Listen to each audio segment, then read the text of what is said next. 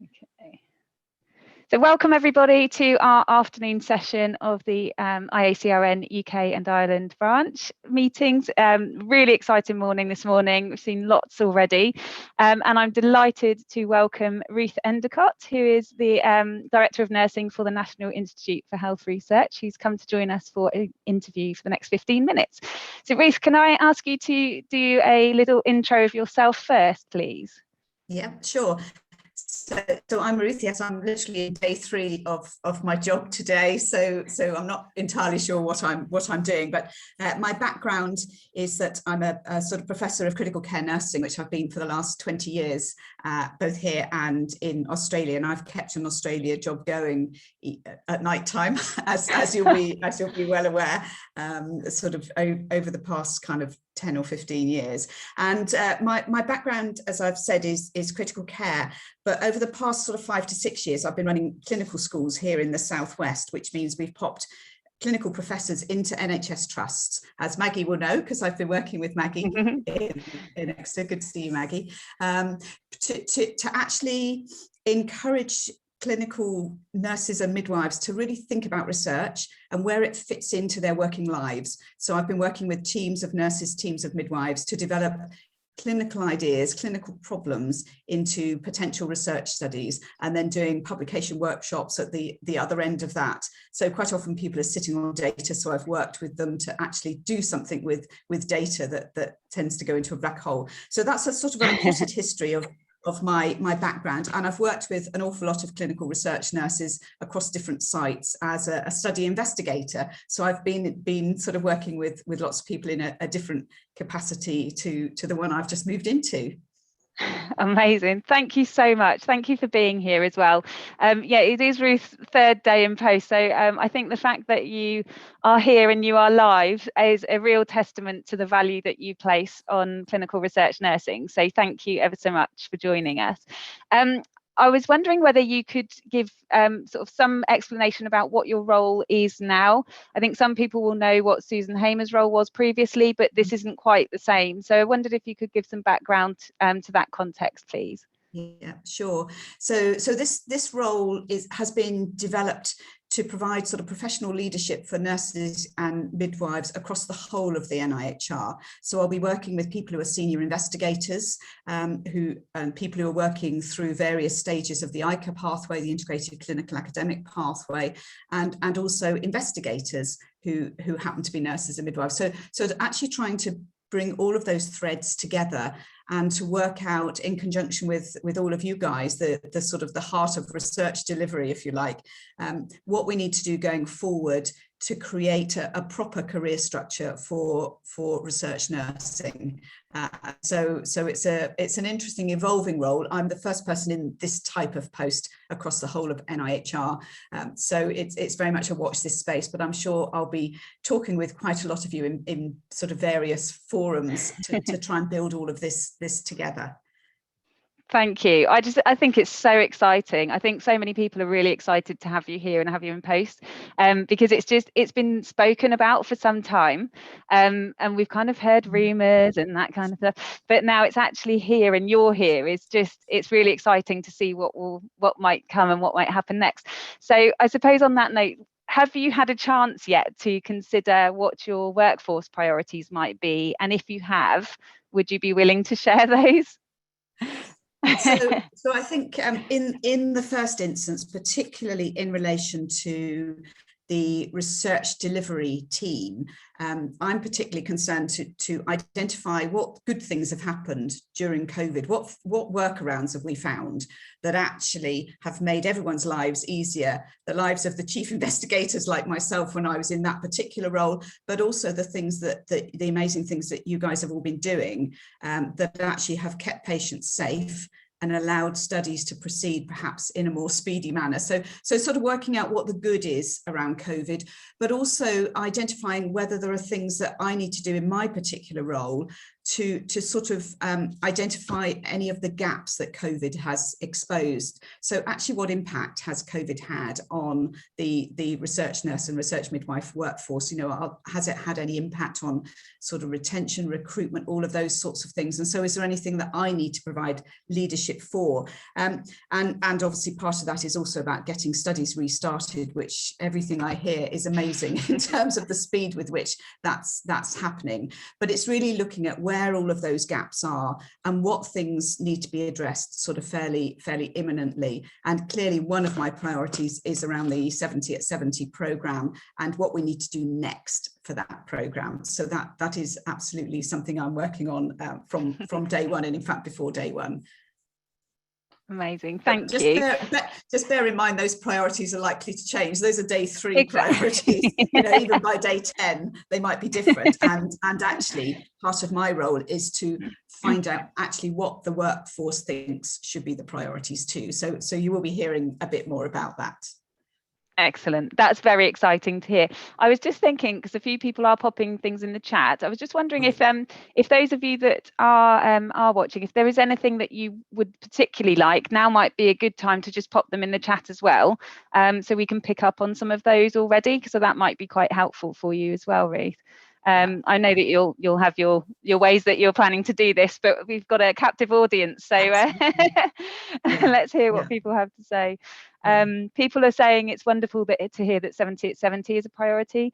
It may be that some people on the line aren't aware of or fully aware of what 70 at 70 does. So just to let people know, there were 70 senior nurse and midwife leaders appointed just over 2 years ago. We're in our 3rd year, and it's in the programme funded 15 hours a week for 3-year term for 70 of those nurses to build capacity and capability in and around their organisations. And I know there are some of us, I'm on that programme as well, and there's a few of us on the call.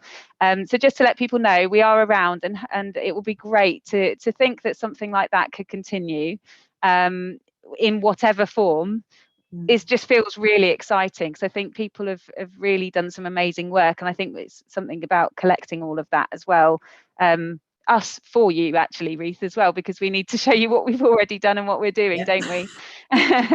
Jen, I just wondered if you wanted to contribute there at all.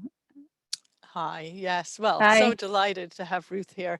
So I'm one of her associate directors of nursing, and as president of IACRN, I'm very flattered that she's taken time today to be with us on her first week in post.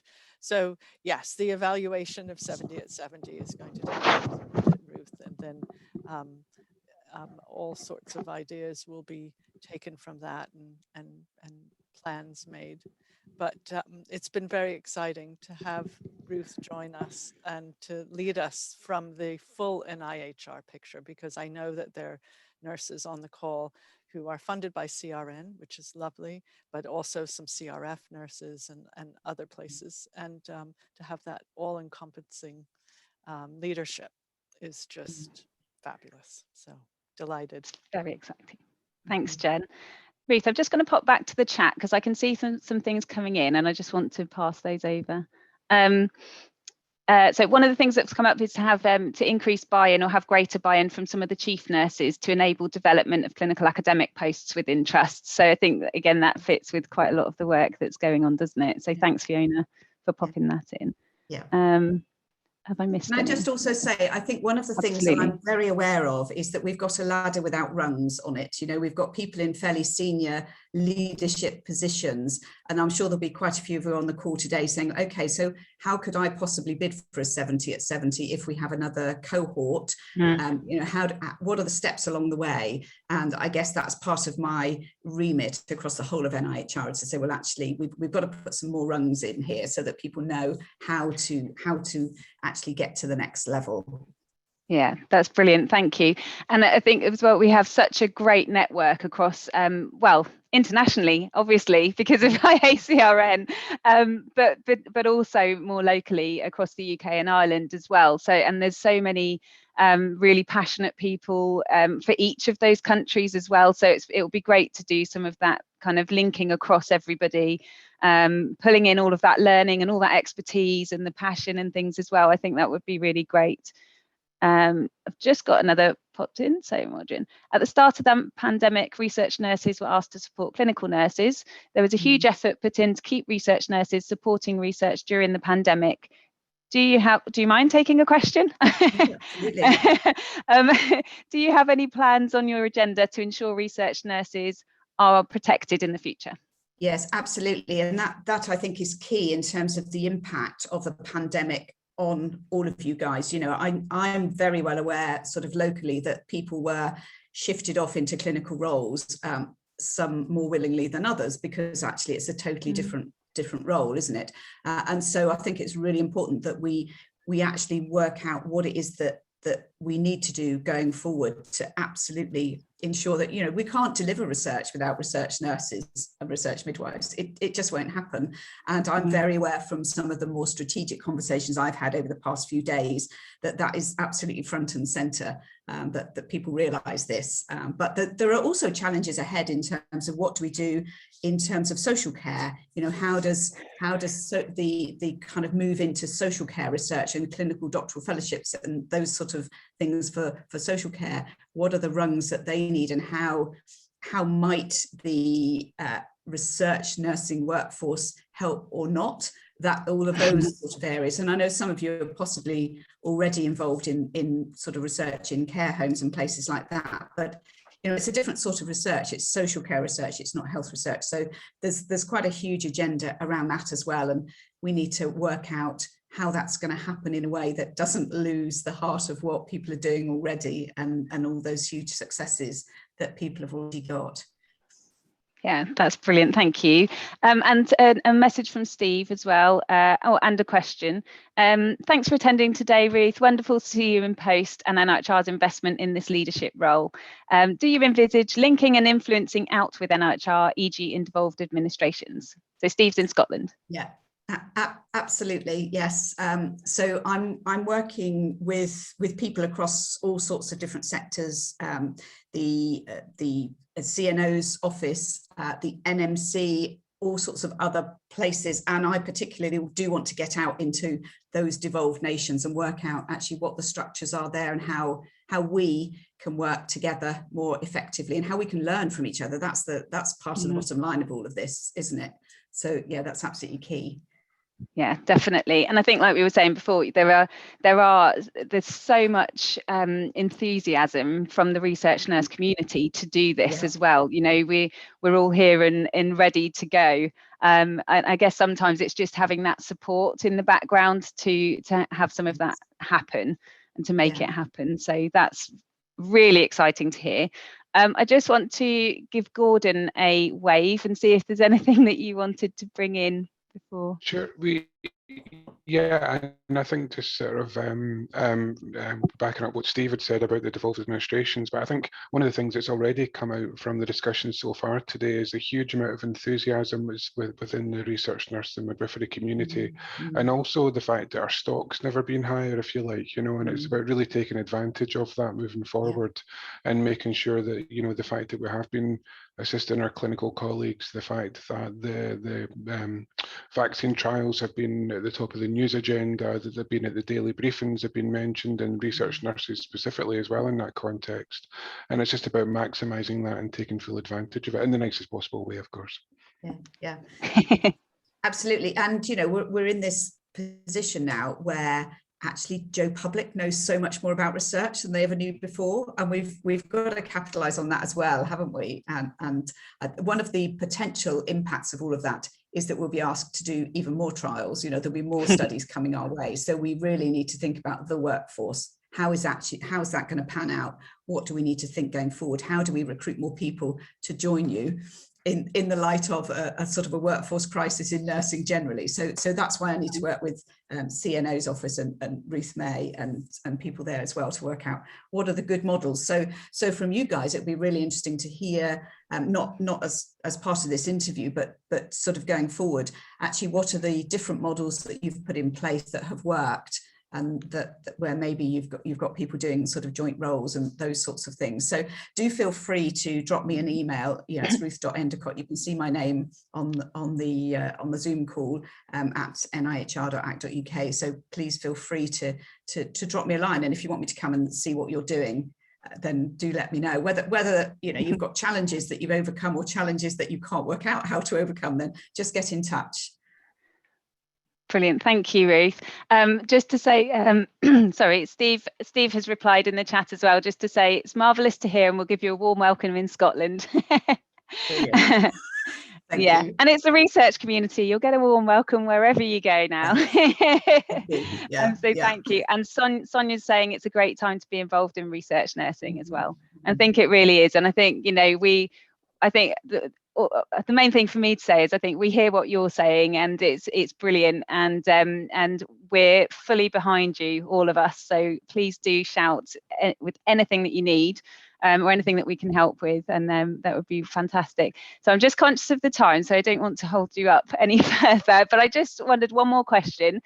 Is there anything that you would like to say to clinical research nurses across the globe? You have the platform globally here and now. Just really to say a huge thank you.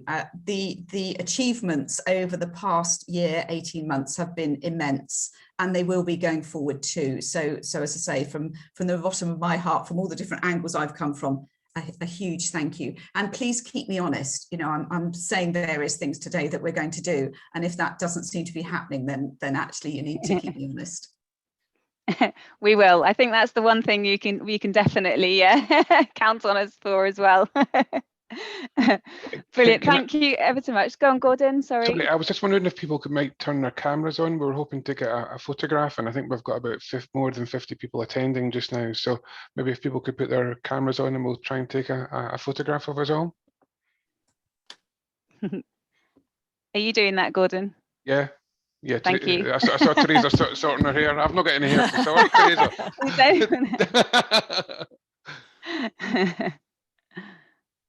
Oh, there's a few people with no cameras. Just to say, get ready. Tell us when to cheese. Okay. Say cheese. Say research. And again. Marvelous. Thank you so much, everyone. Thank you. Thank you, Ruth. Brilliant. Thank you. And I'm sorry I've not been able to listen in, but as you're very well aware, I do have a fairly full diary at the moment. But like we said, next year. No, thank you so much. Like we said, I think it really does show the value that you place on research nursing. So we really, really do appreciate your time. So enjoy your lunch, and then hopefully the rest of your week is slightly calm somewhere in amongst it all. Thank you. Thank you. Bye, thanks ever so much. Bye. Afternoon. Thanks again, Ruth. Bye.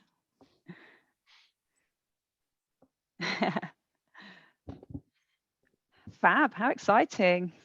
That was so lovely. We've got it was fab. We've got sort of 10 minutes now. We thought we'd save some time for some discussion, just to hear what people thought. Sorry, lots of people saying they've got technical issues. I'm assuming maybe at their end. I'm hoping that wasn't a tech issue in the middle of all of that. No, I think I'm just scanning the chat. Is it okay? It was good from what I could see. It was fine. I think people just lovely that they bombed in to see her and then out getting back to work probably. So. Yeah, I think so. I think so. So I just wondered, what do people think about the sort of day 3 workforce priorities? I think they sound kind of what we're hoping for. Maybe. Fiona's nodding. I can only see a few people. I don't know why. I've got it on gallery. They don't have their cameras on. Oh no, I think it's my my Zoom gallery. Sorry, carry on. I've got an update tomorrow as well from the nursing office. So there'll be some other things if you wanted to tune back tomorrow to hear other planning and other things that are underway.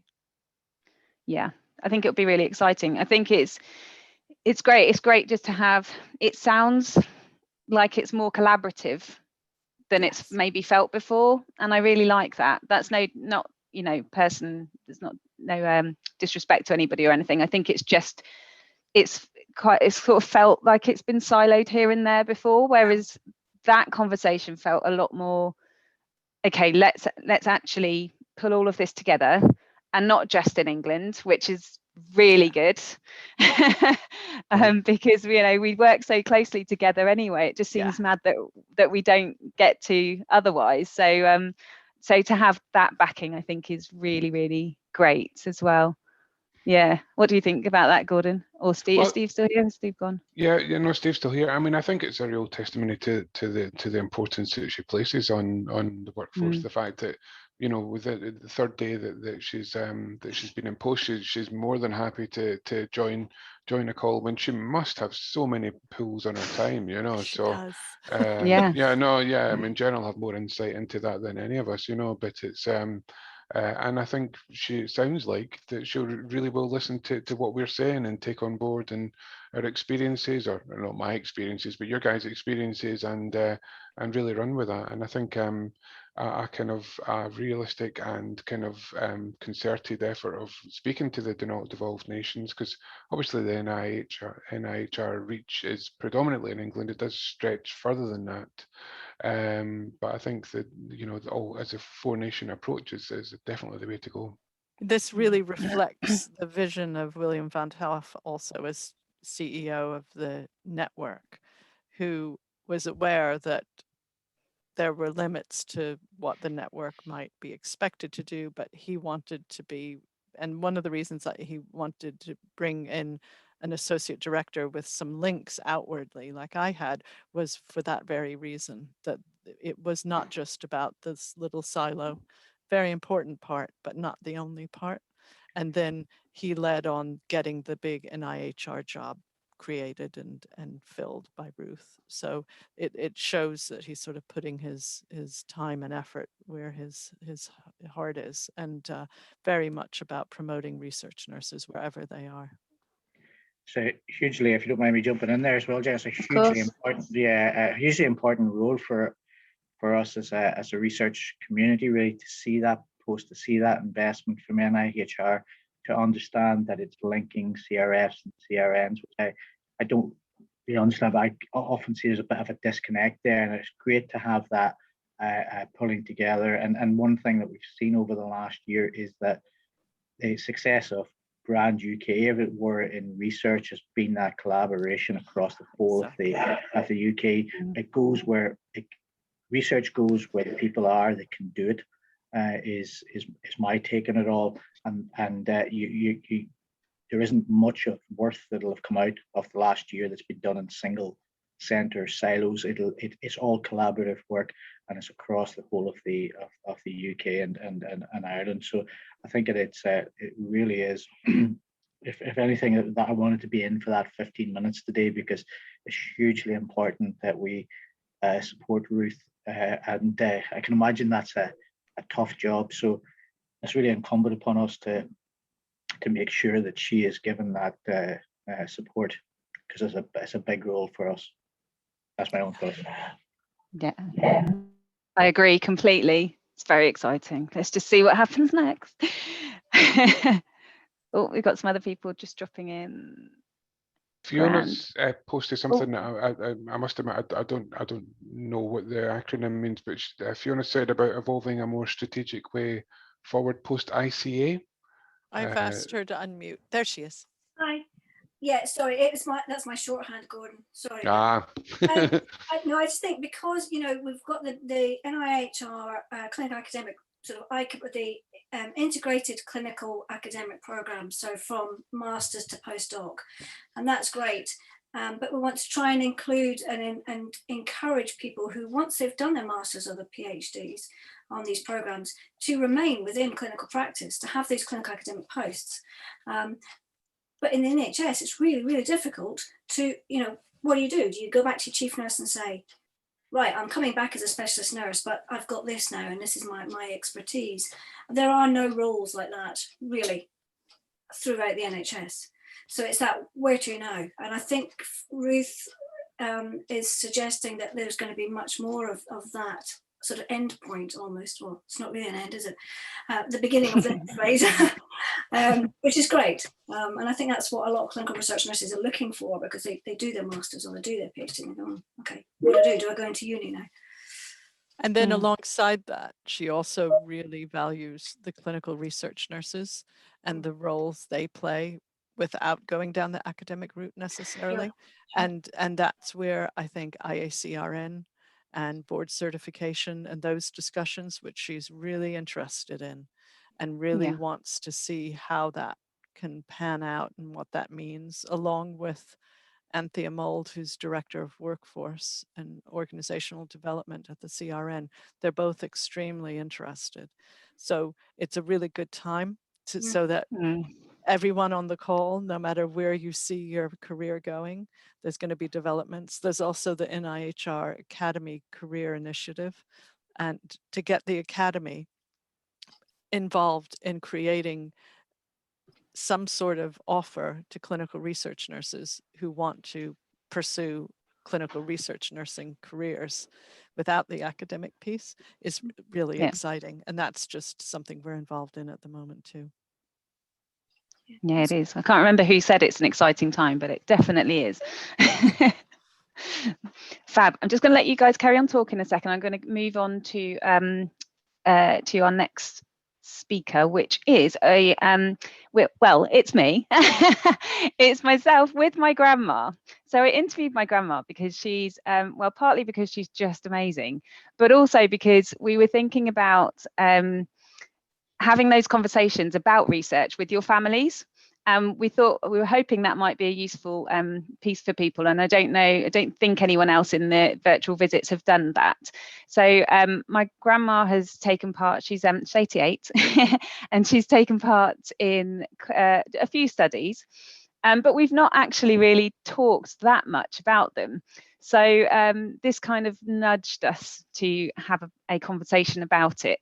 So I'm just going to share the video with you now. Hi there. Hi.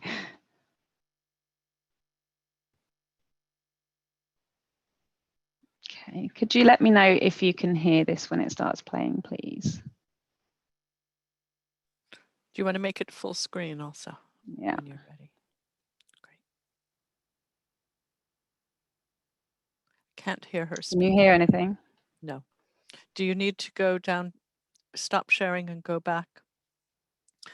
When you say you want to screen share, the green button, and then as you select the window that you want to share, down on the bottom left, it says share computer audio.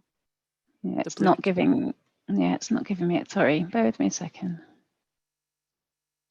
I'll just open it in a new window and see if that allows me to do it. So just before you choose the window. I know where it normally comes up. It's just not coming up.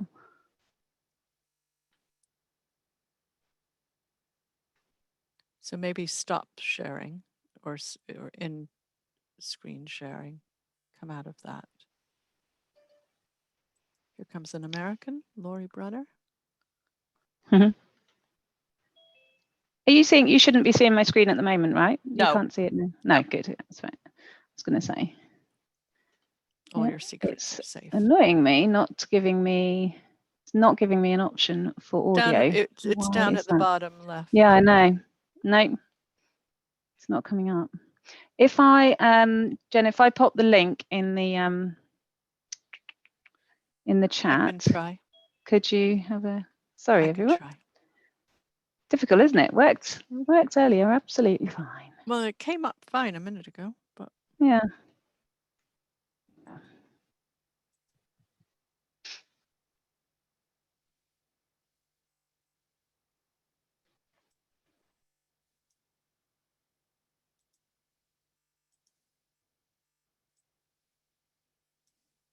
Can you see it?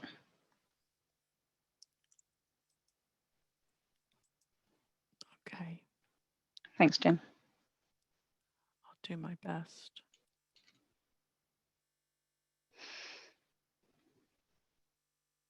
It says, I agree, I'm agreeing. Mhm. I'm pausing it.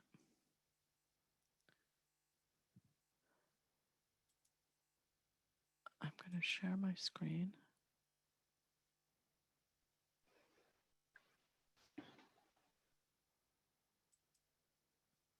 Okay, I've got the right little dots. Good.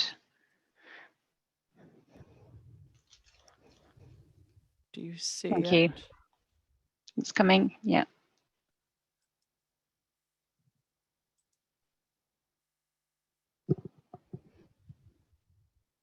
Do you hear it? Don't think it's playing. They wanted to have a sort of bank of people to undertake okay? research. Yeah. And they I think they advertised in different ways, but I don't take a local paper, so I didn't know. I got to know because somebody that's a friend that had been contacted by another friend and had actually joined up on this Mute said yourself, to me, Funny. have you heard about this? The first thing I did was a diabetic one. I'm not diabetic, but I was in the control group. Mm-hmm. And I was called to go up to the hospital for that one. And they went through a general check of everything, height, weight, medical history, that sort of thing. I think they were really checking on what caused type 2 diabetes. Mm-hmm. And there was age and weight and lifestyle and that kind of thing. And I thought it was really interesting. And I was very disappointed when I finished and they didn't bring me up the next week to give me something else to do, because I thought I'd be doing something all the time. You gave them some idea of what they would be eligible for, but at the same time saying it's great help to have you on the team, because we have so many research or so much to do. We need lots of different sort of types of people. That's not quite the right word, but you've got to choose your both your control groups and your other, haven't you? But I think that what you've just said about we might ask you to do 1 or 2 a year, or we might do less, or we might do more. The thing was, I enjoyed it the first time I went, because the first time I went, I had a sort of thorough check over, weight and diet and all those sort of things. And I could talk to the nurse that was doing it and ask her things about why this was needed and so on. So I enjoyed myself. Oh, and I got a cup of coffee and a cake afterwards. That was important. I wasn't expecting that. They took me down, gave me a cup of coffee and 2 cakes. So I suppose I thought, I wonder when the next one will come. That was fun. I've enjoyed that. When's the next one coming up? And it didn't come.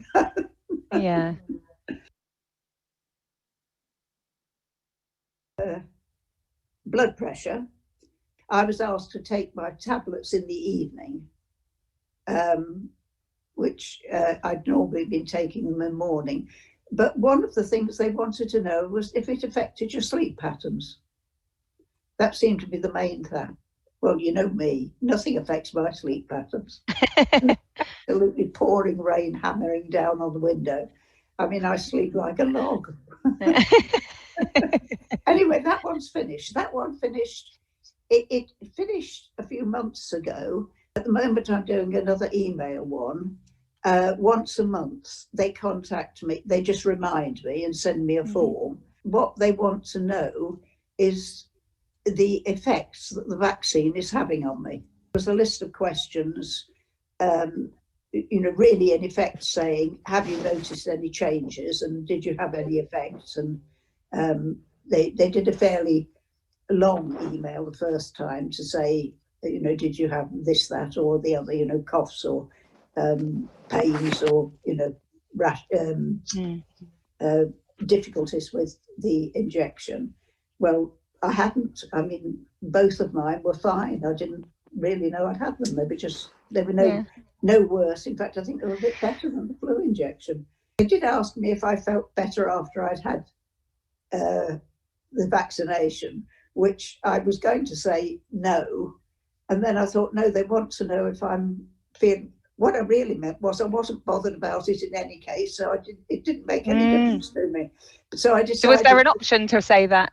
No, there wasn't. No, it was. Do you feel better, or the same, or the worse, or something? Right. And I thought, actually, I've got to put I feel better, because they want to know that the vaccination was a good thing to have, don't they? So you answered it based on what you thought they wanted you to say. Well, I did that one because it didn't give you the option to say what you wanted to say. Do you feel better after? Interesting. Do you feel better after the vaccination? Well, I didn't feel worse, and I didn't. I was just the same. So I thought about it for a little while, and I think what they're saying is, I think they're thinking perhaps about mental health as well. Mm-hmm. Are you feeling better? Maybe. But then I wasn't het up about the vaccine and the virus anyway. I was doing what I was told and getting on with life.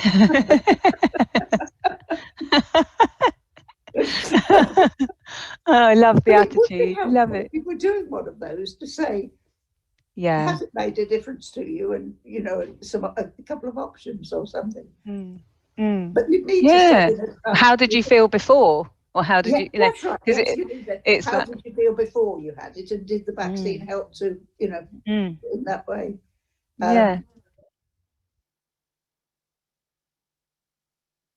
They contacted me again after about 3 or 4 weeks and said, had I changed the pattern of when I was taking it? Well, of course I hadn't, because I'd got used to it.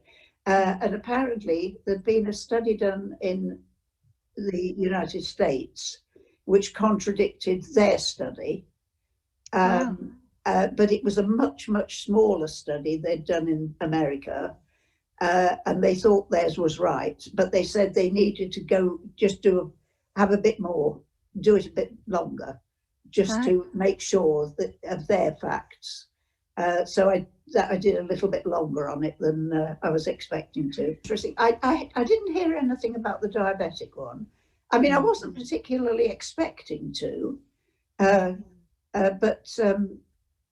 if it helped, it helped.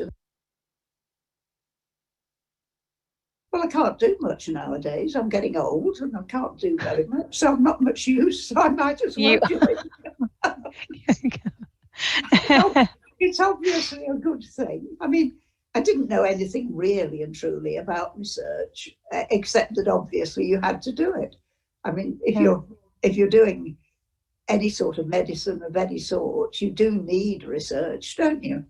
I mean, that's fairly obvious. I didn't know anything about it.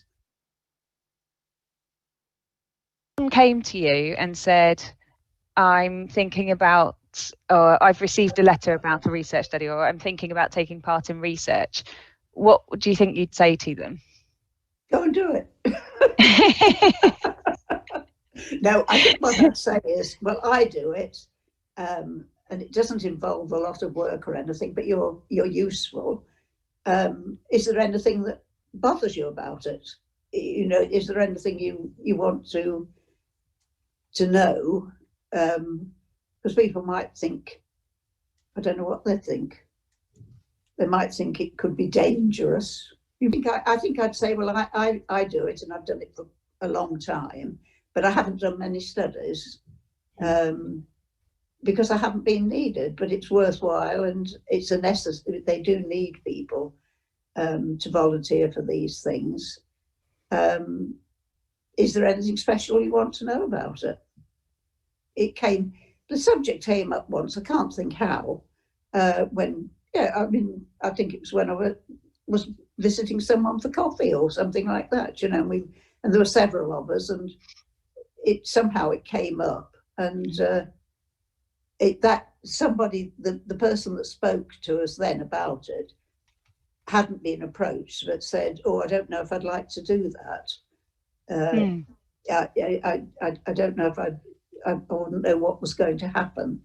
And as it happened, it wasn't just me, it was one of the others as well that was also on the bank that I didn't know about. And so we both said, oh, we're on it. And, you know, we said we've done one study or two studies or, you know, whatever we'd done. And it was quite interesting because you could ask questions, you could ask about things, and you were actually, well, I think what I said was what I said to you. But let's face it, we're getting old, we can't do much, but it's something we can do. Well, it's very, very much valued, and we thank you all and your friends and everybody, because it's lovely. Without people like you, we wouldn't be able to do what we do. So well, the only complaint is that you don't do it, you don't call us often enough.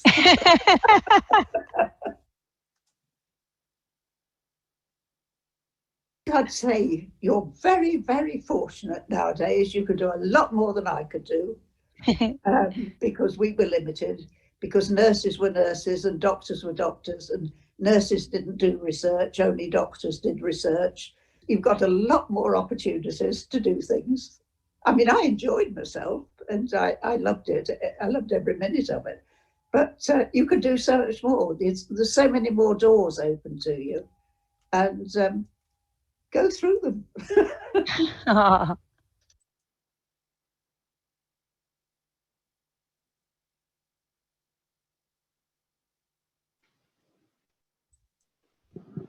Thanks, Jen. That was so sweet. She was lovely. She's great, isn't she? Open those doors, bang the door, go on through. That's the motto.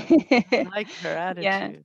So grandma was a nurse at Great Ormond Street. So if Lorraine's still here, shout out to Great Ormond Street. I think you're muted, Jen.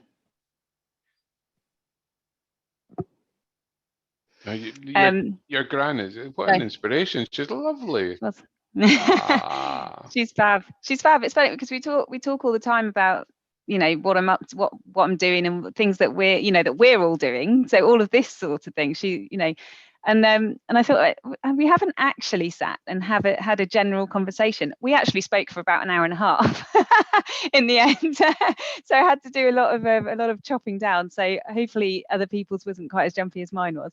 But yeah, she's absolutely brilliant, and I loved when she was talking about having conversations with her friends, and all of a sudden they realized quite a few of them were in the same were on the same bank and that kind of stuff. I just thought it was really it was just really interesting hearing her talk about it. And when she was saying that, she said she had a couple of friends who were very much like, oh, well, I wouldn't do that. And it, instead of, I suppose sometimes for us, if we're in the roles, we don't always feel outside of our roles necessarily able to have the same conversations. Whereas she was like, well, don't really understand what's the problem with it. You know, so it was such an interesting conversation. So hopefully that's been good for people to hear. It's good to talk to your families. Absolutely. I remember when the Edinburgh CRF first opened up, we were doing something called the Lothian Birth Cohort. It was an epidemiological study, and part of that was that I think when in 1922 or something like that, when every 11-year-old pupil in Scotland sat this intelligence test because they kind of thought that the intelligence of the nation was going down. In actual fact, it wasn't. But in later years, they came across these old handwritten ledgers from the teachers. I thought, well, this is a fantastic opportunity to get details from, you know, how people scored as an 11-year-old and what's happened in later life. So they would get these 80-year-olds into the CRF, and they'd all come in with their, you know, their ties and all get dressed up, and we'd get them together in their school, you know, their classmates, and it was amazing. And it just yeah, and that was a fantastic thing. That was a great one. We did something similar in Southampton. It was the Hertfordshire cohort. A midwife in 1932 kept meticulous records on all the babies that she delivered. And this made its way into the hands of some local researchers, and then they started following them up in terms of their birth weights and social conditions and nutritional conditions of their mothers and the ages of their mothers, mapping their health through their lives. And when we picked them up again, they were 80 years old, I think, or 70 Wow. years old, I think. And they were coming in, and we were doing studies looking at their cardiovascular health and their muscles health and nutrition, and just fascinating to have that early stuff, and then follow through people. And we do that with children on the Southampton Women's Study as well, from prenatal or preconception, their mothers when they were teenagers, following the children now, or I think 14, 15 years old, doing a range of studies throughout their lives. It really, I love that sort That's of stuff. amazing. Yeah. Grandma was saying that they have a not a reunion, but like it's sort of the Nurses League, the Great Ormond Street Nurses League, and every year they put on an event, and this was obviously all the way up from prior to COVID, so she's been doing it for 60 years, and she said it's just fascinating. And now that she's been a participant in studies over the last, say, 10 years, she said she looks at it slightly differently, because she thinks about all of the new devices or drugs or therapies or ways of giving care. She said she can picture it in a different way. So she said that's fascinating, because she'll come back and she'll say, oh, they were doing this, and 60 years ago we used to do it like this, and it's just brilliant, absolutely brilliant. It's so good to have the conversation. 60 years ago it was egg white and oxygen. Exactly. Yeah, the ventilator was somebody there with some oxygen and massaging the babies. Yeah, exactly. Well, fab. Thank you very much to my lovely grandma for taking part in our UK and Ireland visits. Thank her from all of us too, please. I will. I definitely will. She'll be very excited. So we're going to move on to our next speaker. So this is about the Diverse Voices project by Coralie Hudson, but Coralie's been taken away at the last moment. So Fiona Maxton's going to stand in for her. So Fiona, are you there? And can we unmute you? Let's just find you a sec. You had some chat from Fiona. Did you see that? Hi. You've unmuted me. No, sorry. Oh, you're done. You there? Welcome aboard, Fiona. Could I let you do some intros on Coralie's behalf, please? Absolutely. Let me just Thank you. See. And I might just need you to share the slides when we start, just because of logistics.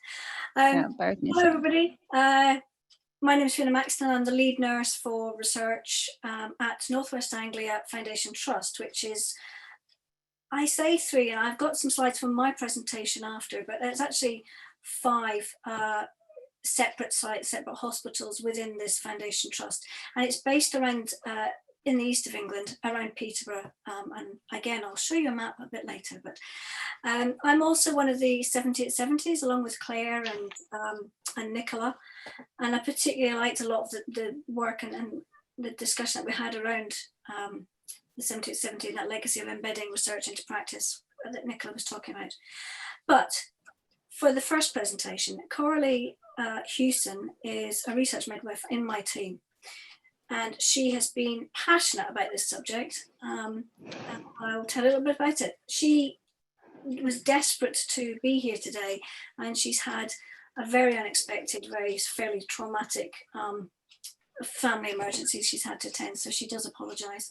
So if you do want some further information, so please forgive me because I'm relaying her study and her story, do get in touch after. Claire, are you able to? Yeah, just finding it. Here we go. Thank you. Can you put it on full screen? Okay, there you go. I'll just find my wee notes. Thank you. You can, if you could do your best Chris Whitty, next slide, please. That would be fab. I will absolutely do that. Thank you. Sorry, I'm just going to. Actually, can someone else mute me? Thank you, because I can't see once I'm there. There you go. Sorry. Thanks, Claire. Okay, so I'm doing this from Corey's perspective, the examples that she's using are from maternity research, because that's what she is, and that's what she does in her day-to-day life. But the learning is applicable across all clinical research specialties. Slide 2, please, Claire.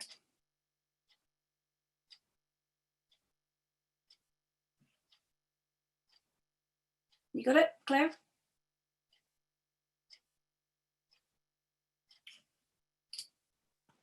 So you're not on the presentation tab, Claire.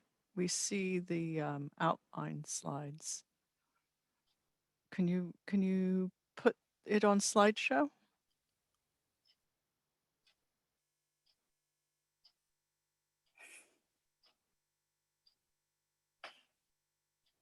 No, we don't see that. All right, well, we've got the second slide up, Fiona. I suppose it's not perfect, but we can see it beautifully. Okay, thank you. I think a lot of cases when people or institutions are motivated to improve equality and diversity, that motivation has been triggered by something. It's usually a person or an event or something that's happened to you. So Corey wanted to share with you a conversation that first highlighted her awareness of equality, diversity, and inclusion or exclusion. There was a woman in her care, and she wanted to call her Hannah. Hannah was visiting the antenatal clinic at the local maternity services, and she had a friend with her who was providing a bit of company and a bit of support, and if required, some translation, because English wasn't a second language for Hannah. Hannah's friend read a poster on the wall at the antenatal clinic, and the poster was for a research study that was really relevant to her care and her pregnancy journey. So Hannah asked her midwife about the research study, and the midwife asked Coralie to attend clinic and go and have a chat with her. It seemed that Hannah really would be eligible to participate in the study, and the intervention could be of real benefit to her. But for one thing, the inclusion criteria or the exclusion criteria. Slide 3, please.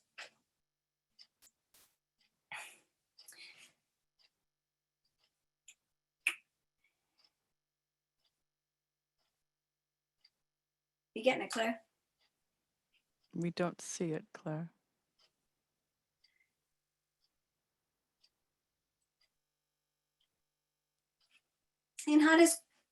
Now we don't see anything. Okay. Do you want to carry on? Claire, I'm trying to unmute you. Claire, if you unmute yourself. Sorry, guys. I don't know what I can see when I'm sharing it. I can see the full screen. It's moving at the right speed. I've got no idea. I've never had this on Zoom before. It's normally so simple and easy. So I have no idea why it's not doing it. I'm just going to try once more. Jen, I'll forward you them as well, just so that you've got them. Sorry, Fiona. Such as the tech issues and Yeah. So in Hannah's case, she wasn't able to take part in the study, which was a crying shame, quite honestly.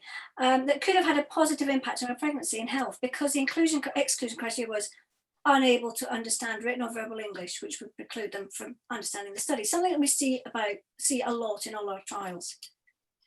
Although she'd been accompanied by a friend willing to help her with any sort of language or interactions that she didn't understand, she would need to obviously read and complete several documents that were presented in English, and translation documents were not available, and the study didn't provide funding, the usual that we see time and time again. The research would have been in addition to the pregnancy care she was receiving, and so we'd need more attendances for research alone. So therefore, the hospital was unable to support with interpreting and translation, so Hannah, in this instance, was excluded. So there's plentiful examples of how study design and the inclusion criteria often excludes communities, whole communities, whether that's people who don't have English as a first language, or a group of people who are unable to physically access research sites. So it's women like Hannah and potential research participants like her that prompted the Diverse Voices project. Next slide, please. The Diverse project was a study that Coralie ran beginning in 2019. Claire, it hasn't moved on. Ah. She's put a, there we go. Oh, it did. So Carly's put a picture of the poster presentation up on these slide sets, and it's quite busy, so she's very happy to share with you afterwards for further details if you were to get in contact with one of us. The Diverse Voices project was funded by the NIHR Patient and Public Involvement and Engagement Grants Scheme and supported by the local CRN, our Eastern Region CRN. The project's main aim was to explore if all local women had equal opportunity to access research within maternity services at that time within our local area. And there's a wealth of literature about barriers to research, and we've probably all sort of evidenced this in literature search and things, and equality in research. But Diverse Voices increased knowledge specific to our locality and specific to our very culturally diverse community that we have locally. So particularly in the Peterborough area, we've got a high proportion of Southeast Asian communities, less so traditionally African, Caribbean populations, but quite a large population. And also we have quite a large, very large population of Eastern European speaking groups of the population. Women felt happy and well placed to speak on behalf of their communities, share their experiences and opinions that have helped to shape our practice at North West Anglia. And one woman's words stuck with Coralie particularly, and they were hugely motivating. She said, "I would have liked to take part in research to help myself or my baby, or just to be part of helping learn stuff for other women, for my future daughters, you know. If the research is about women, then all women should be involved, from all walks of life and cultures. Otherwise, it's not about all of us, just some of us. And that's not great." So what can we do? And when I say we mean the research delivery team. And Coralie says she must recognise where we can have some influence once these proposals are written and they've got ethics approval and they've got the grants. Slide 5, please, Claire. Thank you. There is power in the study design to be either inclusive or exclusive, but, and the big but is here, that by the time that the study arrives with clinical research delivery team, the nurses, the midwives, us as practitioners, the protocol's written, ethics is granted and the funding is secured. So how do we, as delivery staff, exert any influence over the equality and diversity inclusion of a particular study? Slide 6, please. Our feasibility processes, that's how. Have we gone? Okay. The power of a robust feasibility assessment. I'm sure many of us are familiar with feasibility and aware that these processes will differ from trust to trust and certainly from country to country.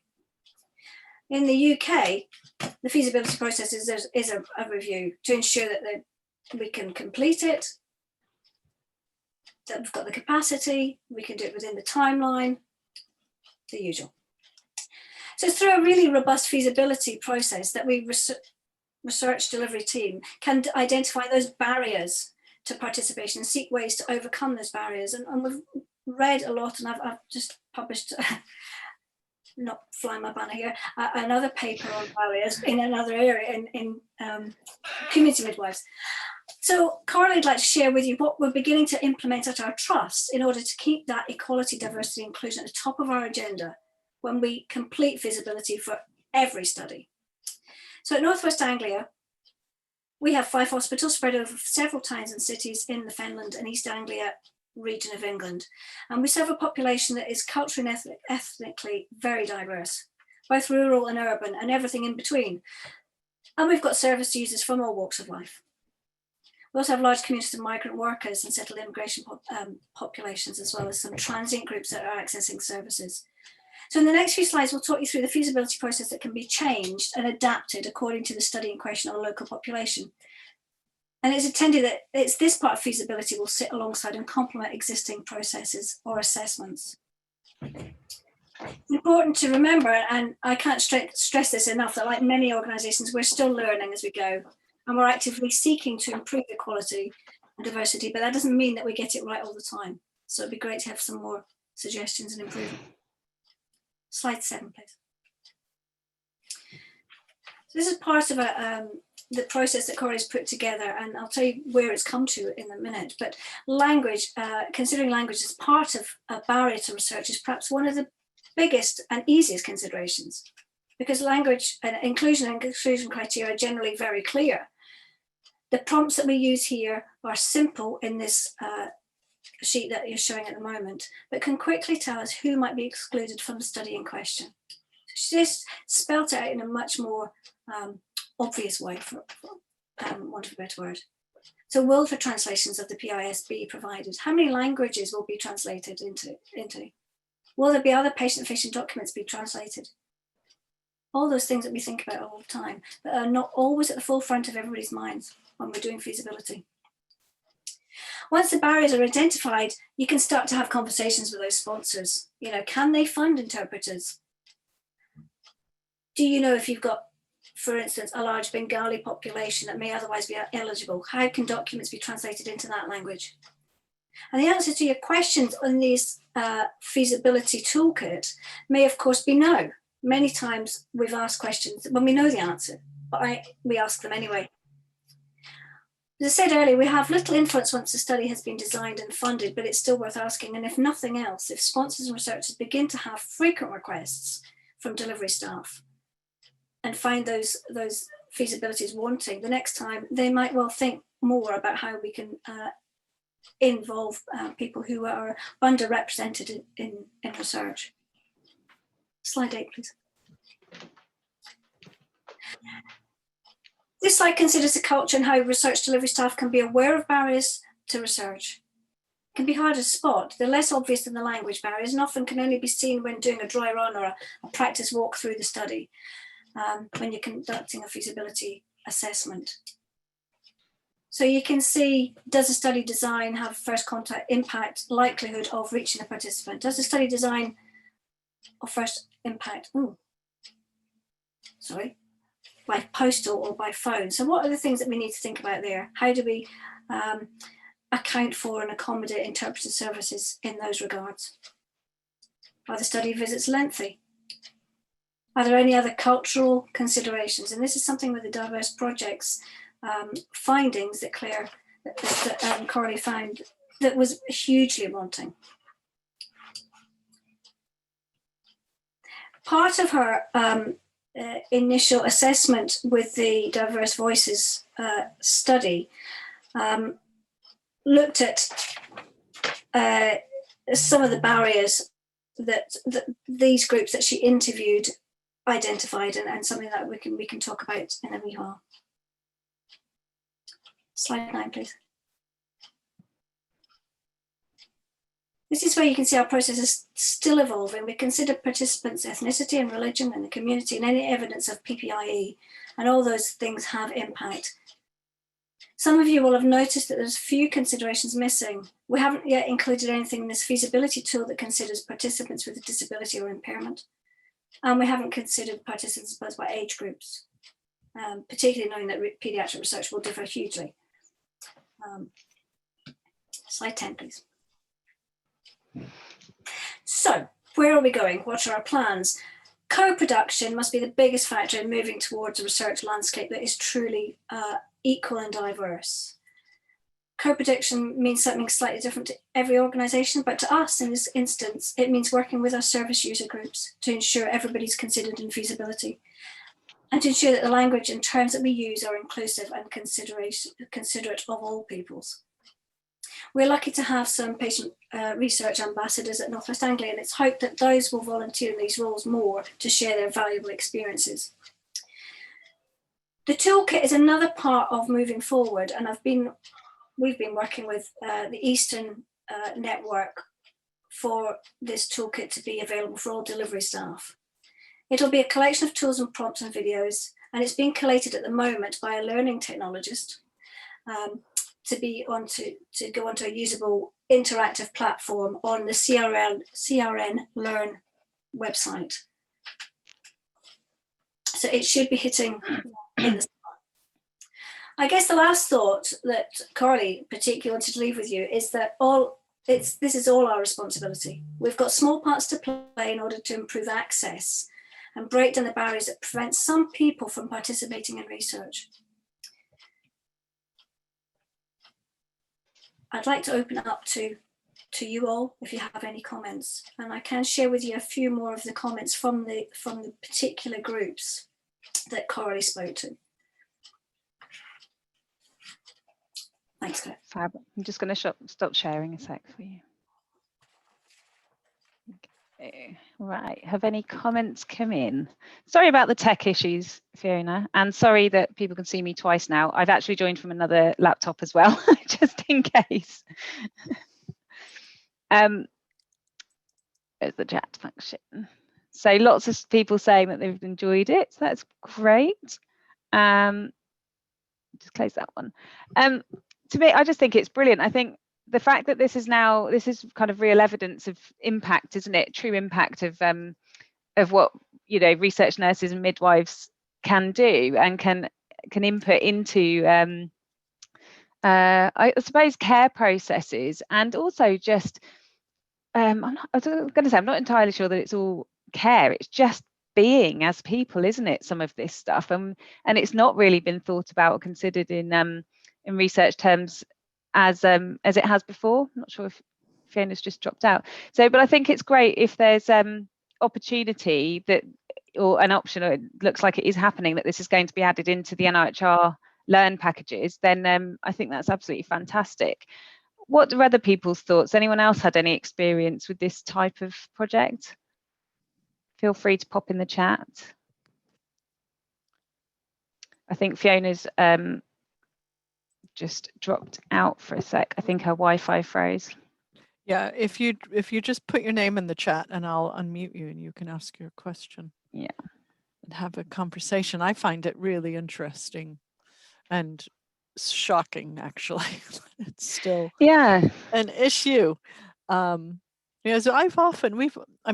certainly getting the paperwork right will be wonderful. We do use interpreters from the trust where we work when needed. We get our proper interpreters involved and not let. I remember once we had a participant and his boss was there and he was going to interpret, and there was a huge conflict of interest there, and sometimes even within families there can be a conflict. So to get the certified interpreters from the hospital in is something we used to do quite a bit, but we don't tend to attract a lot of people who are speaking other languages, only other languages, and not fluent in English.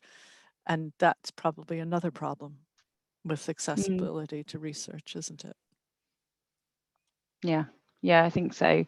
I'm just going to check with Fiona that she's, sorry, Fiona's just calling me. Jen, could you just carry on chatting for a second? I'm just going to answer this to Fiona. I think she's... I'm going to unmute some friends. I'm asking Steve to unmute. I'm asking Lynn. I'm putting you on the spot, Lynn. I'm asking you to unmute. Daniela, I'm asking you to unmute. If any of you have anything to say about these things, if you could unmute yourselves and join the conversation. Otherwise, people will just listen to me twittering on, which is going to be very boring if I have to continue for very long. But I would have thought that all of us have examples of this. Elise, can I unmute you? And maybe you would like to say something as well about your experience of different languages in Africa. Anybody? Okay, Elise, there you are. Yeah, so just be clear, I just came in at the tail end of the presentation and I heard it's about translation and different languages. So what we do is, and sometimes our ethics committee insists that when we submit a proposal for ethics approval, that we actually attach a copy of the informed consent of the predominant languages like Afrikaans and Xhosa. And of course it will be in English because that's where we all start. So that they are clear that there is already a designed, a thought through consent form in different languages, especially if they know from the proposal that the study population would be from different groups, language groups. We use interpreters if it's a study where you need to interview predominantly. And yes, there is we have found that what you say to the interpreter to convey to the participant and what comes back is different from what you intended to convey. Sometimes it becomes a conversation between the interpreter and the participant. Yeah, yes. That's mostly my experience in the Cape Town, Western Cape area. Yeah, that makes it a very different process then, doesn't it? When there's somebody who's such a filter and having these sideways conversations that you can't engage in. So what the research groups, and more recently, research groups, when they advertise posts, they would advertise the person needs to be proficient in more than one language. They usually say more than one language. And sometimes they do say, we want people who can speak Afrikaans, or we want people who can speak Xhosa, so that the person who's actually conducting the research, the clinical research nurse, that there's no need for an interpreter. Excellent. Thank you, Elise, for rescuing me. And I see Fiona. Fiona's back. I'm on my mobile phone. Thank you. I've had a complete power cut in the whole house, so I've got nothing. I'm so sorry. Thank you, Fiona. I've not done a very good job. I've kept them slightly warm. I think I only chased away one or two people. But I'm very glad to have you back. It's right. Such is 2021. Hey, this is just how it happens, isn't it? It's all right. We can wax lyrical for a bit. Okay, so welcome back, Fiona, and thank you very much for being Coralie as well. And please send her our best wishes as well when you speak to her. So we're going to move on to Fiona's actual presentation now, from Acorns, a Giant Oak Tree, and it's about a research learning module for healthcare assistants. So if you just bear with me a sec, I'm going to share Fiona's screen, and Fiona is just going to get going from her phone. So belt braces, and what else do we need as a researcher? Yeah. Okay. Can you put it on slideshow? Brilliant, thank you. Is it working now? Yeah, I can see it on my mobile phone. Excellent. Yep. Okay, well, I've done exactly the same as I did before. So Zoom's obviously having a funny five. Thank you ever so much. Over to you, Fiona. Thank you, and thank you to everybody for bearing with all the technical issues. As I said before, my name is Fiona Maxton. I'm the lead research nurse at North West Anglia. And like Nicola and like Claire and one of the 70 at 70, I wanted to talk to you today about another initiative that we're supporting to really try to embed research into practice at our trust. Next slide, please. I just wanted to share with you a bit about where we were, and I said that I would do that in the last presentation. So UK, there we go. Click again, please. And this is the east of England, so you can see where London is, and the red dot is where Peterborough is, and that's where our main site is. And then the next bit, please. Thank you. And that's the sort of distance between our three main sites, although, as I said, we do have another two sort of satellite sites, which are more sort of walk-in, community-based, outpatients, follow-ups, some very minor day surgery stuff as well that happens there. So, we work across site, most of us. Next slide, please. So these are three main sites that we work at. The first one is Peterborough City Hospital, and you'll see, well, I can't see, but how many staff we've got working. So sorry, I can't can't see that, the numbers, where out of those professional groups that are in the box, and I particularly want to focus on the healthcare assistants, which are HCAs, or as we used to call them, nursing auxiliaries, support workers. And so we have about 840 of those currently across the 3 main trusts. And Peterborough is the biggest hospital, and that's a fairly new site, built about 10 years ago. Hinchinbrook Hospital, much smaller, 300 odd inpatient beds, and that's about 15, 20 minutes away from Peterborough. And Stamford, which is another interesting site, and I think those of you who were at the IACRN Philadelphia conference, I probably shared a bit of these pictures with you then. It's a very small inpatient facility with 22 beds, and that's really for older patients with some dementia who are effectively waiting for residential care. But there is a large outpatient service there as well. It's a very old hospital, as you can see. Next slide, please. So I've taken the sort of, my photos you'll see are sort of reflective of the acorn to the large oak tree. And that's sort of my take on the progression of how we can embed and grow research. I wanted it to link in with, Patricia Benner's Novice to Expert, and I think we probably can do that. So the first stage is that surveying the landscape. And at the moment in the UK, that clinical academic career pathway is developing, where clinical staff maintain that role, but undertake and support nursing, midwifery and allied health researchers' role as well. But we still have the same old story. Like Nicola said, it's about a culture change. And we often say, or the nurses on the wards will often say, there's no time, there's no space, there's no money, no skills. How many times have we heard that?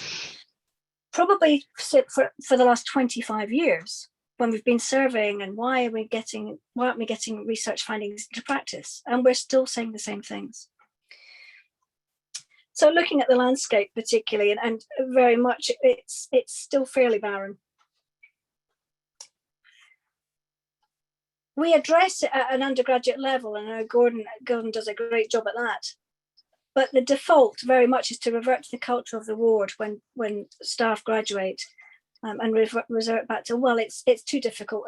That's not really the day job. Let's not get involved. So how can we address that at an earlier stage? Could you go to the next slide, please? Thank you. And how can we plant that seed?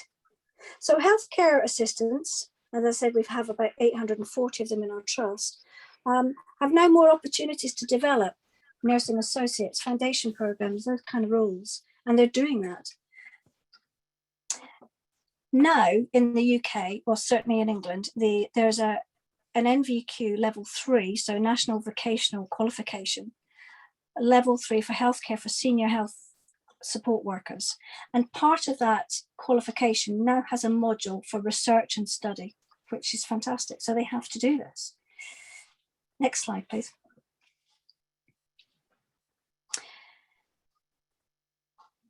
Of course, when there's a variety of people who've come on to do the NVQ level 3 course, and most of them are inpatient healthcare assistants. Some of them are working outpatients, they work in the community. Some of them are business administrators, a whole different sort of range of roles within the trust.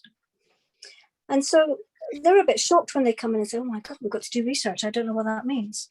Part of their project is a 15,000 word report on primary or secondary research, and something that they can do as a piece of research or a project in their area. It's kind of scary. What they need to learn is things like methodologies, research terminology, how research is used in the health sector. What is research? What is evidence?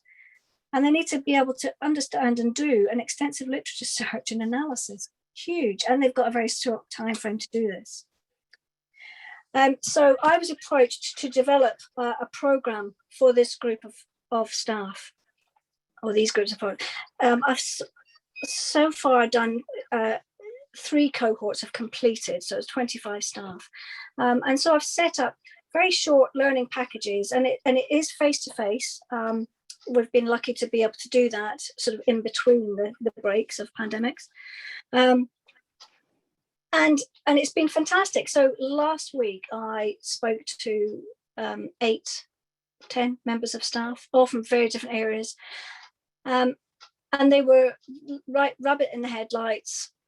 I don't know what to do. And it was their first day. So we went through the very, very, very basics of the project. And we just had a great conversation about what is it that you do all day in your job? And I think that's where it starts from, isn't it? And that's certainly what we do when we're talking to nurses about evidence. And so it was like pulling back the layers there and saying, okay, that's a great idea. How could you make that better? Is there a different way of doing that? How could that work? So it was having those inquiring questions.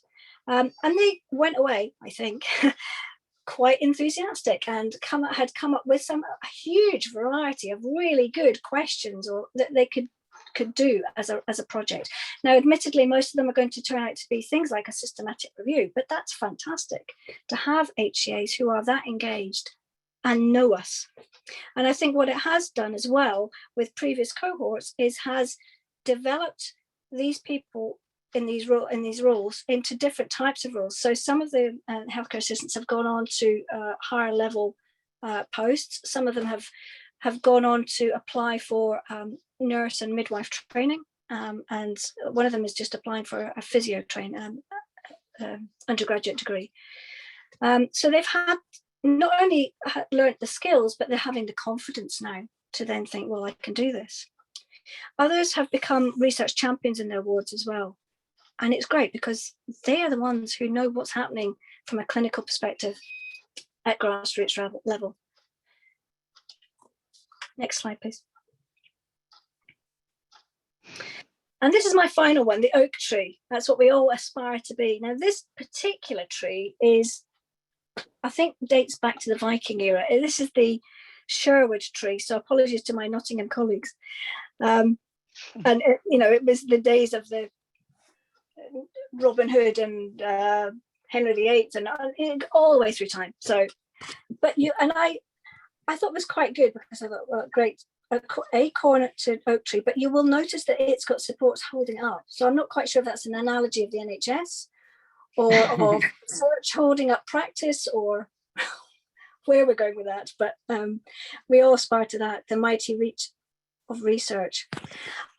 Just one final thing, and I've put that just in the white text, and we're very much aiming to embed research at all levels. And I think that's why it's really important and sort of timely that the shared governance model and pathways to excellence is gaining force in the UK now. And I know that Lorraine was talking about the Magnet Hospital project, which we would have liked to have been part of as well, and it just wasn't possible at the time. But having those councils where anybody and everybody can and should contribute to questioning practice and looking at better ways of doing things is the way to go. That's all I have to say, Claire, on my phone. Oh, fabulous, thank you. Let me just come back to the main page. Here we go. There we go. Right, we're all back in the main screen. Thank you so much, Fiona. I think it sounds really exciting. So we've got a lot, lots of HCAs, and we've got obviously doing the similar courses and things, but don't necessarily have that real impactful research work. So I was just wondering how that came about in the first place. Was that something that you could see coming, so you decided you were going to get involved and do all of this, or did someone approach you and say they need to do research as part of this, or how did that start in the first instance? I'd like to say that I had planned all this, but stumbled across it as you do. Well, no, that's not quite true. I was approached by somebody in the practice development team who has responsibility for apprenticeship training and the HCA development programs, and she said, this has just come out, it was a couple of years ago now, this has just come out, that the students on the course now understand and be able to do a piece of research. And at first thought, I thought, oh my goodness, that's quite scary for them. You know, the first thought was to just try and do what we do with newly qualified nurses, and I thought, no, we have to pare this back. We've actually also been going to the university and doing some sessions on research in the NHS with the nursing associate students as well. So we've got quite a lot of experience within the team in how to deliver at the level that was required for the NVQ level 3. But it's a bit of a trial and error, and you know, we're doing a series of evaluations, so we'll just look and just tweak as you go. But I would like longer time. I just have about 4 hours, which is not long enough for time, but I do then make contact with all the students, and I'm available for them for any questions and things. We also run a session with the librarian as well on literature searching. Okay, I was just about to ask, is this just you, or do you have others who kind of input into some of the sessions? Is it just you? It's just me at the moment, yeah. At the moment. The librarian, yes. Yeah. But yes, so it's a work in progress. You're absolutely right, and developing from within the team, and also from past students who have gone through that process, I think would be a great way to develop further clinical staff as well. But you know, I'm blown away by by the diversity of their questioning and their thinking about what kind of projects they want to talk about. And for some people, you might think it's the fundamentals, which it mostly is, and actually that's what's important, because that's what's missing often. Definitely. What are you able to share some examples of off the top of your head of some of the projects? That's harsh, isn't it? Sorry. Yeah. Just thinking, are they kind of I suppose my assumption is that they are care related, as in the care that they are giving to their patients directly, or is it more around that kind of is it actually research gaps as how we would see them? Do you see what I mean? Are they different? Yeah, no, it is exactly that. I mean, many years ago in Australia, you know, when we started in the nursing academic unit at the Kids Hospital in Sydney, it would be very much, okay, what's your idea, and you know, where's that gap? And it's the same conversations. So somebody had a couple of cohorts ago a question it was about mouth care and why these patients are not their mouths cleaned properly on the stroke ward. Right. Even though everybody knows that they need to have their mouths cleaned, and for all the reasons that we know. And it was a simple fact of this fits in, I think, with the Council of Shared Governance as well. You know, what are the simple things that can make things work better? You know, where is it that these specialist toothbrushes are kept, or well, they're too far away, or whatever, or you know, that doesn't fit that particular patient. Or in the latest cohort, we've got somebody who's an administrator in outpatients, and she's frustrated with a lot of this process, the systems for booking. So she wants to look at a different way of doing that. So it's related to what they do in their current role. So it doesn't be something that directly influences hands-on care, but the process that, you know, that we all have to negotiate. One of the translators is also on the course at the moment as well, and so she's got some great ideas about, particularly now with the problems with translating with the use of masks and you know, hard of hearing people. So there's an awful lot of diversity there. I'm trying to think of something else. So they sound very, like you said, they sound like the projects that, you know, I suppose I think sometimes we think of these projects as being, you know, general research projects or service evaluations, or think, you know, they're these big projects, aren't they? And I think what I'm hearing is that it's something that they've kind of noticed, and then they're taking forward, that really could make a difference for the care that they are able to provide. And it doesn't matter whether it's administrative or clinical, because it all compounds that idea of care, doesn't it? So if we've got the processes right and we've got all of that right in the first place, it will make it a better experience, hopefully, for the patients. When the patients are in, things like mouth care, things like you say, if mouth swabs or anything like that are miles away, it's going to impact all of that happening, isn't it? So I think they sound like great projects. So there's one around as well, somebody who works in the nutrition department, and it's around adequate nutritional input for palliative care patients. She works in the palliative care area, and she was conscious that they weren't having adequate nutrition. So she was going to look at the literature there and just, and I mean, we'll know that there's loads of literature on every aspect that you might be approached about or think about. But actually, it's them taking that responsibility and time to learn the process of reviewing the literature to say, actually, this is a piece of rubbish. It's been published in the daily blog, or it's a good piece of research, and how do they understand that as well? So they've been learning a lot of that, so critiquing skills, which is great. It sounds great. It does sound great. There's a question for you in the chat from Diana. Does the Trust acknowledge the contribution that the HCA provides for the benefit of patient care under this umbrella? Probably not, Diana. It's the short answer. I think, the pandemic has halted a lot of things, hasn't it, at the moment? And a year and a half, 2 years ago, I know that there was representation from Ruth May's office that came to North West Anglia to talk about the shared governance model and pathway to excellence, and for us to start to develop those councils in certain areas. That hasn't happened. And I think it hasn't happened for many reasons, but I think COVID has compounded the difficulty. But there's been a huge change culturally and managerially in the trust. So I think it just needs to reset itself, or we need to reset it.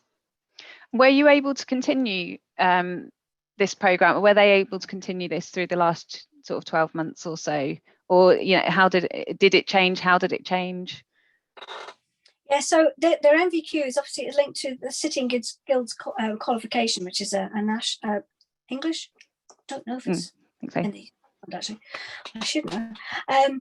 So it has been delayed, and there has been less input. But no, it's been okay. They're continuing. I think this cohort has just started about 3 weeks ago, and the last one just. They have an open time frame to do the MVQ, but this module particularly, I think they have about up to 6 months to complete. Okay. Yeah, and then so is it it's up to them how quickly they do that, in theory? Is that right? Or is it ideally across the 6 months? It's across the 6 months, yes. Okay. Your reason.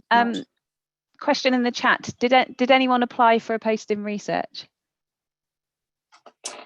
Or have you had any? Oh, so we've actually just had a massive sort of onslaught of vacancies to appoint to, because we weren't able to appoint into some vacancies at the early part of the last year because of the pandemic. And no, not yet.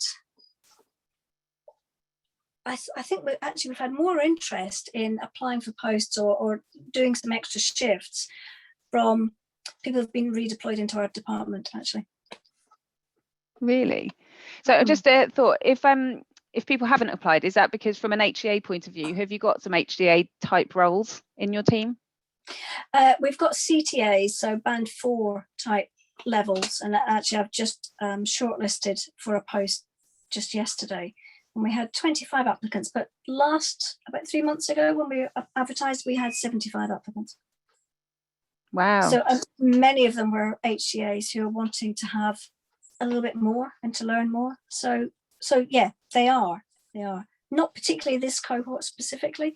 They're they've got their eye on something else. You know, somebody's moved into the community diabetes team, and on the back of finishing her MVQ. So yeah. Fab. Just a question to Maudrian, who asked that question. I was just wondering if you asked for any reason, and feel free to pop in the chat. Was that off the back of you guys doing HCA research or HA specific research posts, or are you doing something similar or hoping to? I'll just leave that hanging, and you can pop something in the chat if you've heard that. Yeah, I think it's exciting having some HCAs involved in research, and I think like you were saying, Fiona, you've got your clinical trial assistants, haven't you? So I'm just aware that there are people on the call who may not know sort of what they are.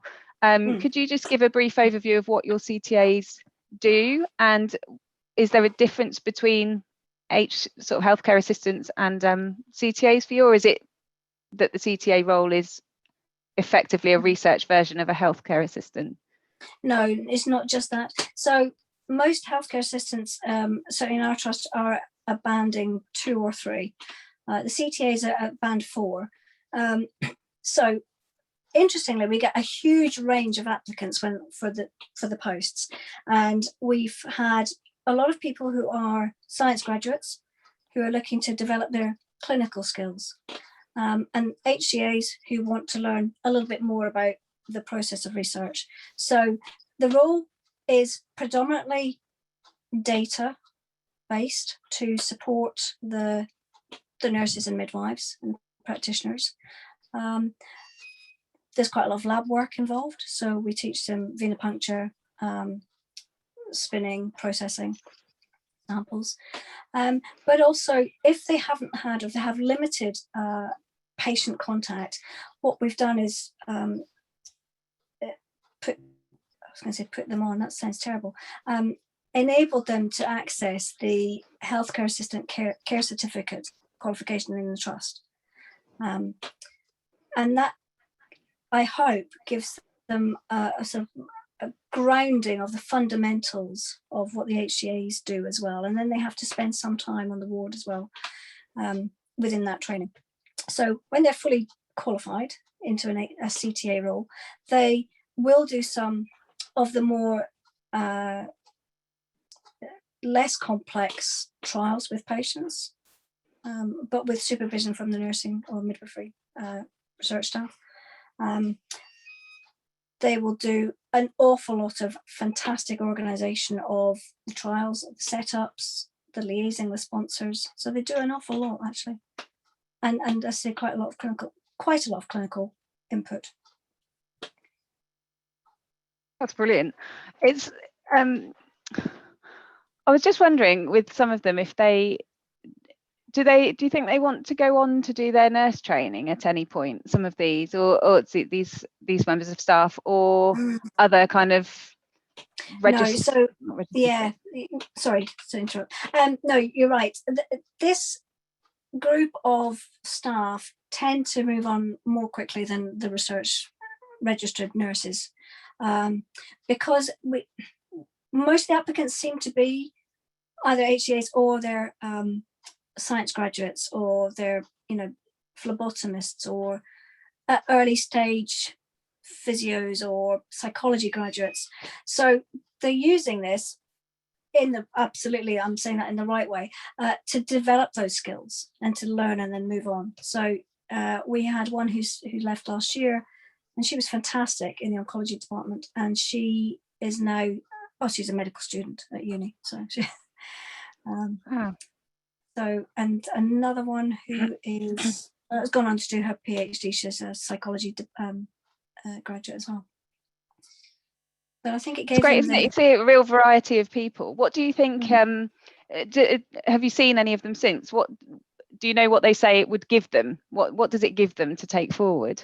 Or was that what you were just about to say?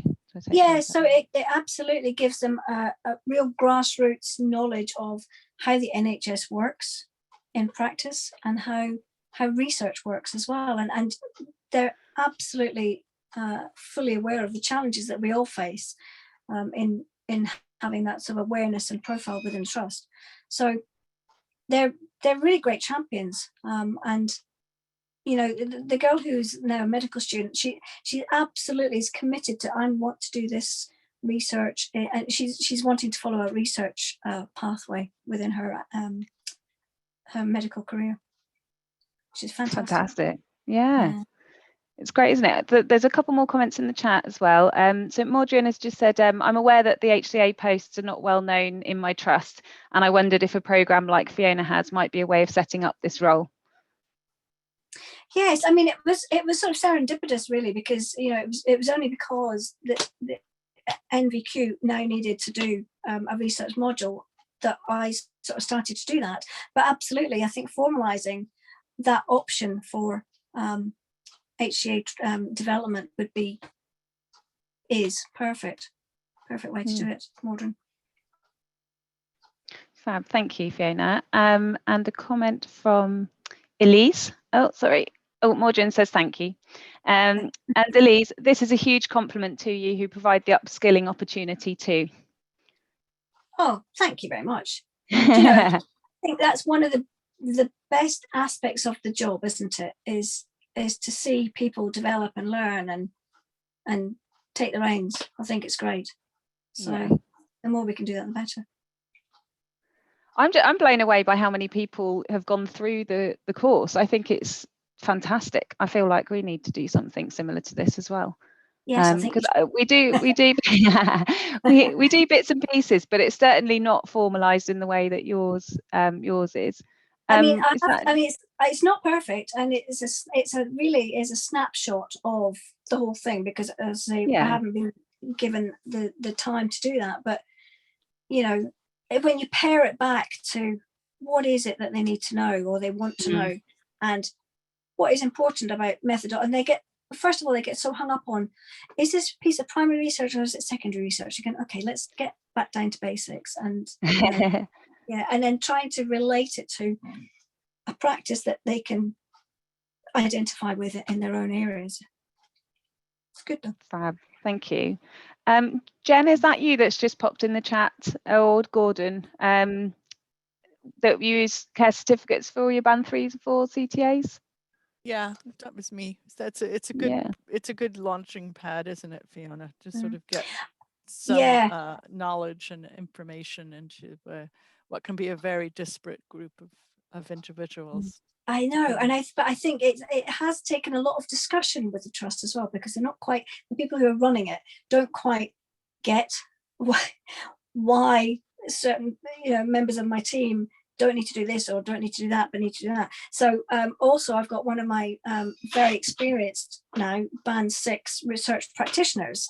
She's not registered, so she's now on that pathway for the clinical research practitioner registration, but we kind of missed that when she came in, so we've put her through that now. And I think, I know Janky's on the call now, so she'll probably say yes, she can't stand it, but she's going through that. But it's given her, I think, more confidence to be on the wards when she needs to go into the wards, and know what people are talking about when they say,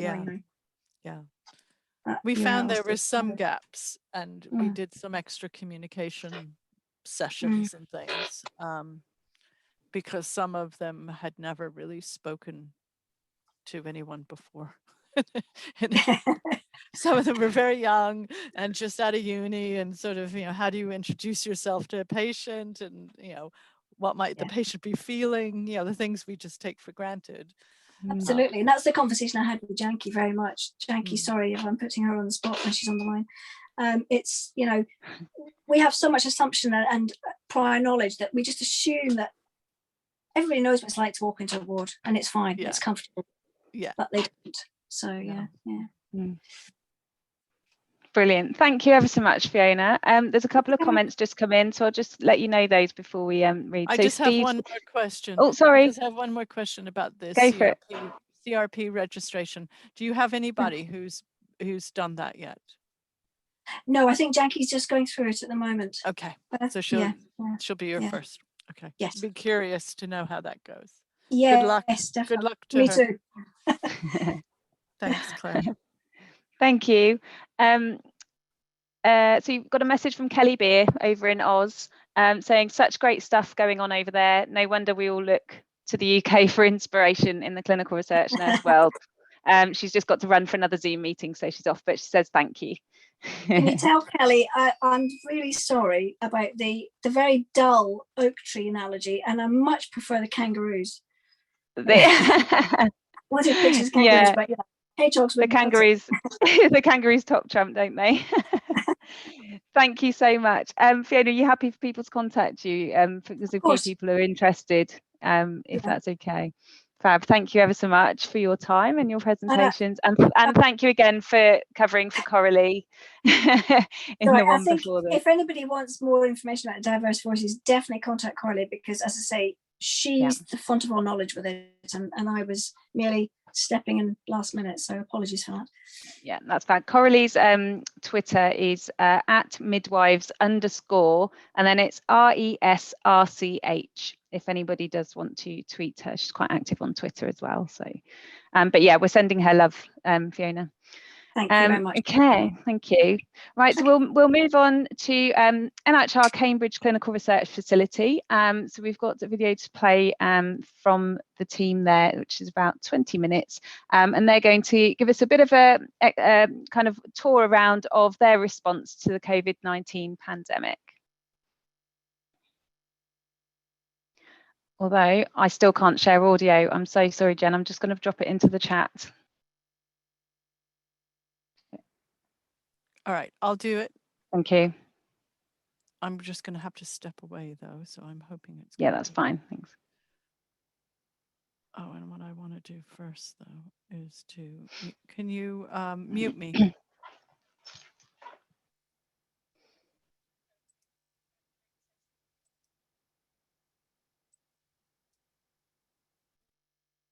Yeah.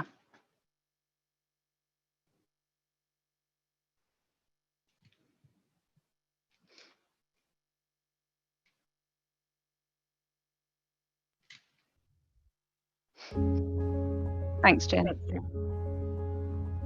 So prior to COVID, we had in excess of 350 research studies. And these studies are all looking at diseases and mechanisms of disease, and basically the science behind the disease, what happens, whatever the condition is, the science behind that, and how we can treat it and how we can manage it. So when the COVID-19 pandemic started, what we did was we looked at all our studies that we were doing, and we decided which ones that we would continue and which ones that we might pause, so we could concentrate on COVID work. We then also looked at all our staff, and we looked at their skills and what they had, so we could see exactly what resources we had in terms of staff.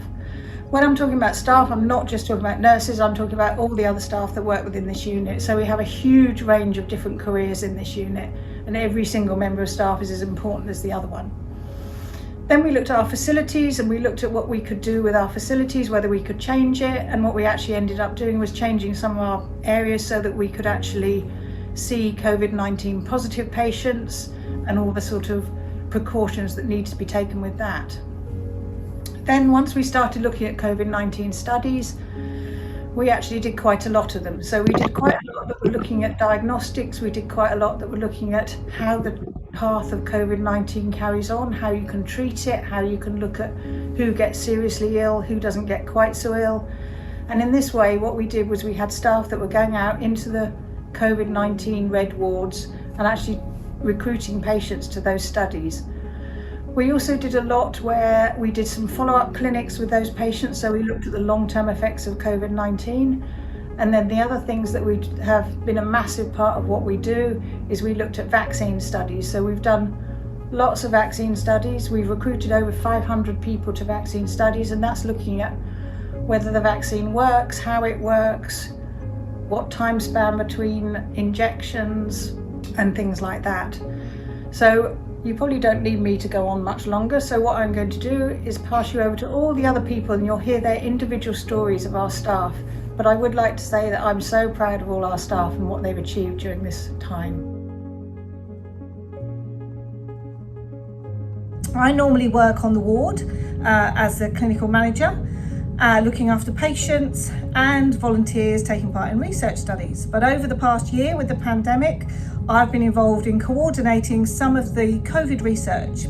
Some of the research I was coordinating, I've been at home, so managing a team of nurses, volunteers and staff from the university, Addenbrooke's Hospital, and some of paediatric nurses, adult nurses, admin support, all striving to find an answer for COVID. I originally started working for the Cambridge Bioresource, and we have so far recruited over 500 patients with COVID or suspected COVID, and we'll be following those patients up for the next year to find out how they've recovered, what treatments have worked really well, which ones have needed further treatment. It has been a challenging time over the past year, as you can imagine. My love is to look after children, so some of our children's studies have been put on hold during the pandemic, and as you see, I'm in one of the rooms. One other thing I've been doing while I've been working with COVID studies is knitting. So here's one of my friends. This is one of my friends, Megan, that I knitted for her with her mask. So she's been with her every day while she's at work as a little mascot, but I want to thank my entire team. I'd like to thank CUH, I'd like to thank the NIHR for all their support with my team and myself personally over this past year, and I'm looking forward in our battle to strive and find answers for COVID. In a matter of weeks, back in April, May, we set up a large-scale trial. We had to organise a large group of staff, doctors, nurses, admin staff. We had to bring everyone together really quickly, get lots of training under their belts, lots of training for vaccine and for the trial protocols. And then in a matter of weeks, we managed to screen in excess of 600 people. And a couple of weeks later, we were able to vaccinate over 300 people. And then since then, we're now running a number of trials. So we're up to over 500 vaccines at this point. So it was a huge effort, and I'm really proud of my team because an awful lot of people had to come together really quite quickly. And, you know, we've had paediatric nurses looking after adults and vice versa. And everyone's just kind of got together and done a really good job. Like many researchers across the country, my research came to a pause during COVID to reduce the risk of transmission by bringing people onto the hospital site that didn't need to come in. It was very safe for my research participants, for my research to pause, so we did. Lots of other studies continue because they were therapeutic trials and there would be more risk to the patients if those studies stopped, but mine specifically paused. So I wanted to use my skills elsewhere across the hospital where they were needed. So in collaboration with Occupational Health, we set up a clinic to invite staff members to have their antibodies tested to whether they've been exposed to COVID-19. Whilst they were coming to clinic, we asked them whether they'd be happy to take part in Cambridge Bioresource, which 6,000 staff members said they were happy to do that. And what that meant is that we were able to answer some of the questions that were flying around the media, but also just to the general hospital leaders and managers as to which staff groups were at most risk. What was it about those staff members that meant they were most at risk? Was it their ethnicities? Was it where they worked? Was it both? So that information helped us to protect our staff in the future. So our staff members are risk assessed based on all of those criteria, and sometimes they might be asked to shield, or sometimes they might be offered a different deployment to keep them safe. And ultimately, if we can protect the staff, we can protect the patients as well. So that's the wonderful thing about performing COVID research, is that you get answers. And the Cambridge Bioresource is collecting data every single day to try and protect the public and staff against COVID-19. So that was my role, my main role during the first wave. I've also used my research skills to help with the COVID vaccine trials. And that was in the form of data entry, consenting to research trials, and also taking bloods before or after people having their vaccine. And it's been a wonderful opportunity for me to be working with the research nurses in a lovely team environment, and I couldn't have wished for a better environment to be working during COVID, which sounds kind of strange when you think about working in a hospital, It was really difficult, but with the people around you make it so much easier.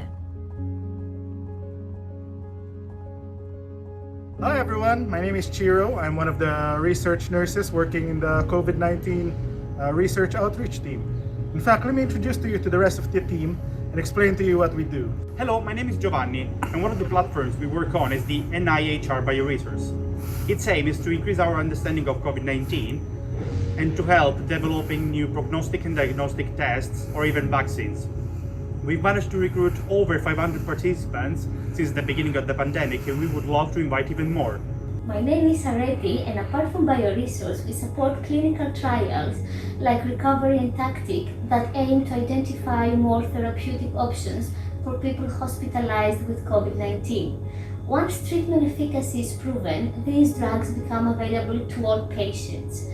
Up until now, more than 37,000 patients have been enrolled to Recovery, and we cannot thank enough our volunteers for contributing to that.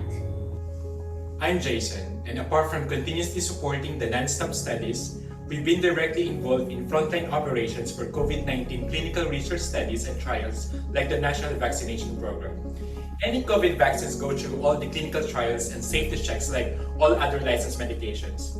We intervene during the induction phase and symptomatic visits to analyze their blood tests and assess the side effects to make sure that we capture everything.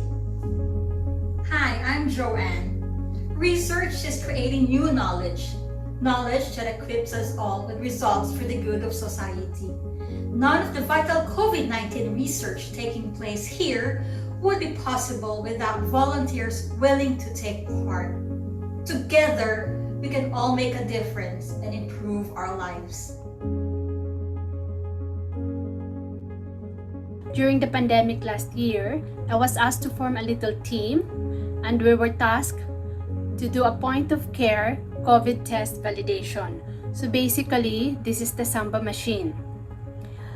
That trial was led by Professor Ravi Gupta. He is our clinical microbiologist here in Adam Brooks. We were based in N2. We have 4 Samba machines in there. So the testing were done using the swab that were taken from the patient that were recruited, and the machine will able to process a sample within 90 minutes. So thereby it facilitates a quicker clinical triage for those patients to turn up in ED and in N2. Then the doctors is able to allocate them to which ward they need to be admitted. So by first week of May, those machines were handed over and taken over by the point of care team. Since then, it has been used across the trust. So that initial support that we gave to the COVID-19 trials opened up another COVID trial platforms that the CRF is supporting, like the Tactic R, Tactic E, Recovery, and we also do the COVID-19 bioresource. In our facility during the pandemic, we had to carry on facilitating a few trials. Those trials were called Never Stop trial because they were still benefiting the patient. This was important for them to still receiving care as well as being part of a research project. We had to follow safety guidance to keep our patients safe. They were coming quite regularly to the hospital, so we need to make sure while they were staying with us, we were wearing the right PPE, we were keeping the right distances between us, between them. We were checking their symptoms regularly to make sure they were protecting themselves, but we needed all to protect each other. Even though we had to stop a few trials, we carried on working on around 80 trials. So that was still quite an amount, while facilitating a COVID trial, vaccine trial, all new trials that were new to us and new to the world, basically. In April 2020, when the pandemic hit, my usual work came to a halt and COVID became the new priority. So for 4 months, I worked here. And this is the Addenbrooke's Hospital Staff Testing Pod. We would usually have around 200 staff and their family members to swab each day. And we were really lucky to have a testing pod for staff set up so early on in the pandemic. If we could test someone who was suspected of having COVID and get a negative test result, they could get back to work to help fight the pandemic with their colleagues a lot sooner than the 2 weeks isolation period that the government had set at the time. And if they tested positive, we could then make sure that they stayed at home and weren't continuing to spread the virus to other hospital staff and potentially vulnerable hospital patients too. We could also then test the immediate team around them and try and catch any outbreaks before the spread could happen any further. We were effectively doing our own version of the track and trace system right from the word go. It was really important to identify staff members who didn't have any symptoms too, but tested positive. So we regularly swab staff members working in high-risk areas to make sure they were safe. And about 3% of people came back with a positive test result without having any symptoms. So you can imagine in a hospital where there's over 10,000 staff members, if 3% of those are spreading the virus without knowing, then it's potentially really dangerous. The testing programme is now huge and every staff member is encouraged to get swabbed weekly, which is great. Since leaving the pod, I've been involved in quite a bit of COVID research back on the CRF. I've learned to take blood samples and I've done that on a couple of different vaccine trials we're running here. I was part of a team that recruited 6,000 staff members to a Cambridge Bioresource research study that led to us learning a lot more about COVID antibodies. And I've been seeing patients in a COVID follow-up clinic. So these are patients that were hospitalised with COVID to see if we can learn a little bit more about the long-term effects of COVID. It's been a roller coaster of a year. I've met some amazing people and worked with some people that I would never have even met before. And I feel really proud to have played even a small part in such a big team that has been so proactive in the fight against COVID. At the beginning of the pandemic, I was taken off to a car park to work in a porter cabin where we did swabs on symptomatic staff and their families. I was then called back to the CRF to be part of the Oxford vaccine trial, which I really enjoyed doing, luckily, because then I've continued to do vaccines since then, working on Janssen vaccine and also distributing Pfizer vaccine to the healthcare workers in Addenbrooke's. And I've spent the majority of the last year dressed like this.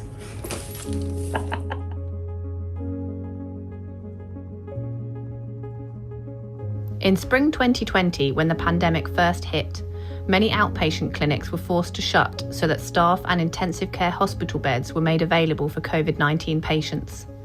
The NIHR Cambridge Clinical Research Facility has skilled staff and modern endoscopy facilities, and because of the air exchange in our endoscopy suite, we could help the hospital to continue to perform procedures on patients in a way that was safe for both them and us. So between March and June, we performed 178 endoscopy procedures on hospital patients that otherwise would have likely been waiting for many months.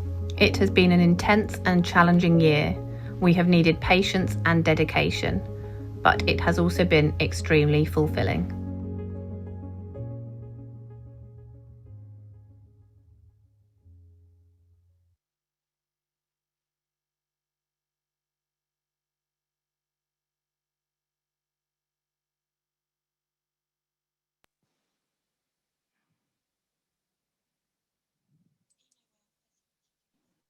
Thank you, Jen. It's great seeing what's going on at all the different sites, isn't it? I really like the how quickly they set up the staff swabbing. I don't think we were too far behind, but I think it's probably enough that it makes a difference. I'm imagining you were probably set up quite quickly with that, were you, Jen, in Southampton? Yeah, with everything within, just weeks of things blowing up around the country. Really, it was extraordinary. Yeah. And the studies just so rapid, within a week or so of getting a protocol. We were setting up these phase 1 studies instead of taking a few months to sort things out. And we had to find a site. We had to, we couldn't do the studies in our facility. There wasn't enough space for all the participants we had to do so quickly. So yeah, there'll be more yeah. about that tomorrow from the Southampton Yes, team. yes, tomorrow morning. Fab, thank you ever so much. So thank you to Caroline. I know she's not here, but I'll say thank you anyway, because it does take a lot to prep some of these videos as well for things. And all of these videos will be available to everybody following the, I was going to say conference, feels like a conference, doesn't it? Following the international visits once they're ready. So we're now on to, we're over to Jen. So Jen is going to do a session now around the accreditation. Sorry, what were you going to say? I was going to say that I'm going to step out because I need to, because I've been sat here now for quite definitely. a while. And I'm going to, if I leave, I'm hoping you can make Gordon co-host. Yeah. Because I can't seem to do that. No, you know where it is up along his name. If you find his name. Yeah, no, it's fine. It wouldn't allow me earlier, but it is allowing me now. So oh, good. Okay, you're so all good. Gordon, you're real. I will just mute myself and come back, and I'll know Gordon's handling all the admins, because quite a few people were coming in during that recording. Yeah, so, I think the certification. So, thank you. And between you and Gordon, you should be, I'll wait to make sure you can get the talk up, but I don't want to sit here hearing myself. No, that's fine. I think you need a break anyway. Pop back in a bit and then we'll talk about it afterwards.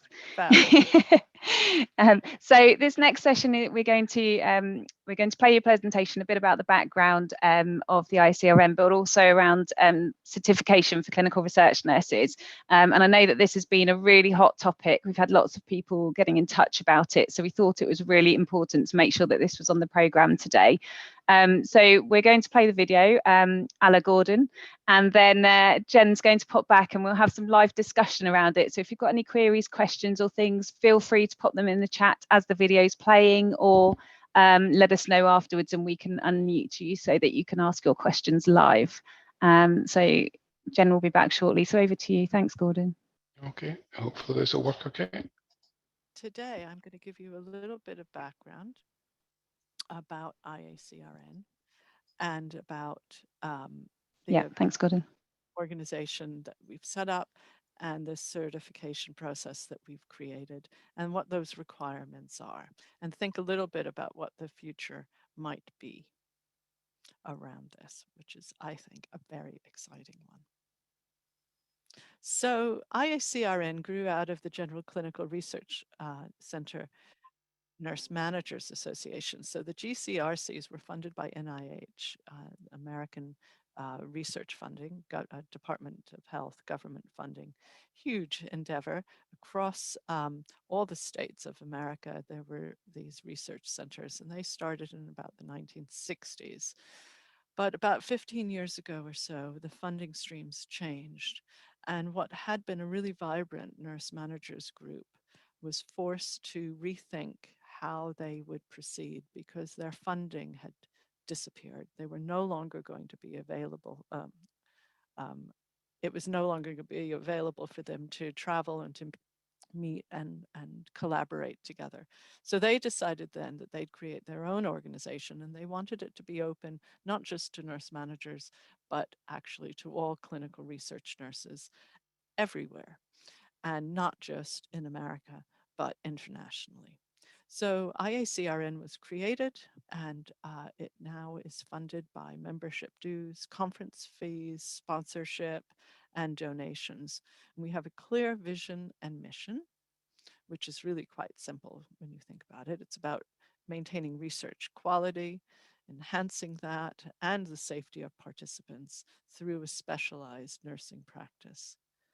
Our mission has been to create a specialty practice of clinical research nursing and to develop opportunities to educate and ensure the professional development of clinical research nurses around the world, and thereby ensuring the safety of our patients and participants. The structure of the organization is a standard one with the president. I hold that office until the end of this year. Then I'll be on the board next year as a past president for continuity, as well as having a president-elect who will be looking ahead. And that trio works really well this past year. It's been really exciting to collaborate a bit closely with the two women in those posts. Secretary, treasurer, member at large, and a global member at large, really important. So that ensures that there's somebody international on the board at all times. And that post at the moment is held by somebody in South Africa. It had been held by somebody from the UK before. So there are lots of opportunities for people to be involved. The committees are like the secret engine of the entire organization, really active, really important, keeps us moving forward, as do our chapters. So chapters can be across a country, like Japan, or the UK and Ireland, across 2 countries. It can be regional, like Ohio Valley. It can be a state, such as Florida, or a city like Houston or New York City. So it really, anything that the leadership thinks will work probably will, and it will meet the needs of the local clinical research nursing community. That's the important thing. So we're very excited. The UK and Ireland chapter, Gordon Hill and Claire Whitehouse are the co-chairs of that at the moment. And I know they'd be very interested in hearing from you if you're interested in joining them. It's a great group. We have strategic initiatives all about moving the organization forward, advancing the structures, and ensuring that specialty practice for research nurses is disseminated through the scopes and standards, and now through certification. And we really look after the professional development of nurses consistent with our mission and vision. And we're very excited about the opportunities we offer to our membership. So we're young and we're small, but we're very mighty. And we now are across 19 countries. The bulk of the membership is in America, but it's now spread across the world. Really delighted to see the most recent members from the Maldives, and I think Jamaica was the new flag I had to put on as well. We have a conference every year in October over 3 days, which is really fabulous. And we were able to pivot really quickly last year.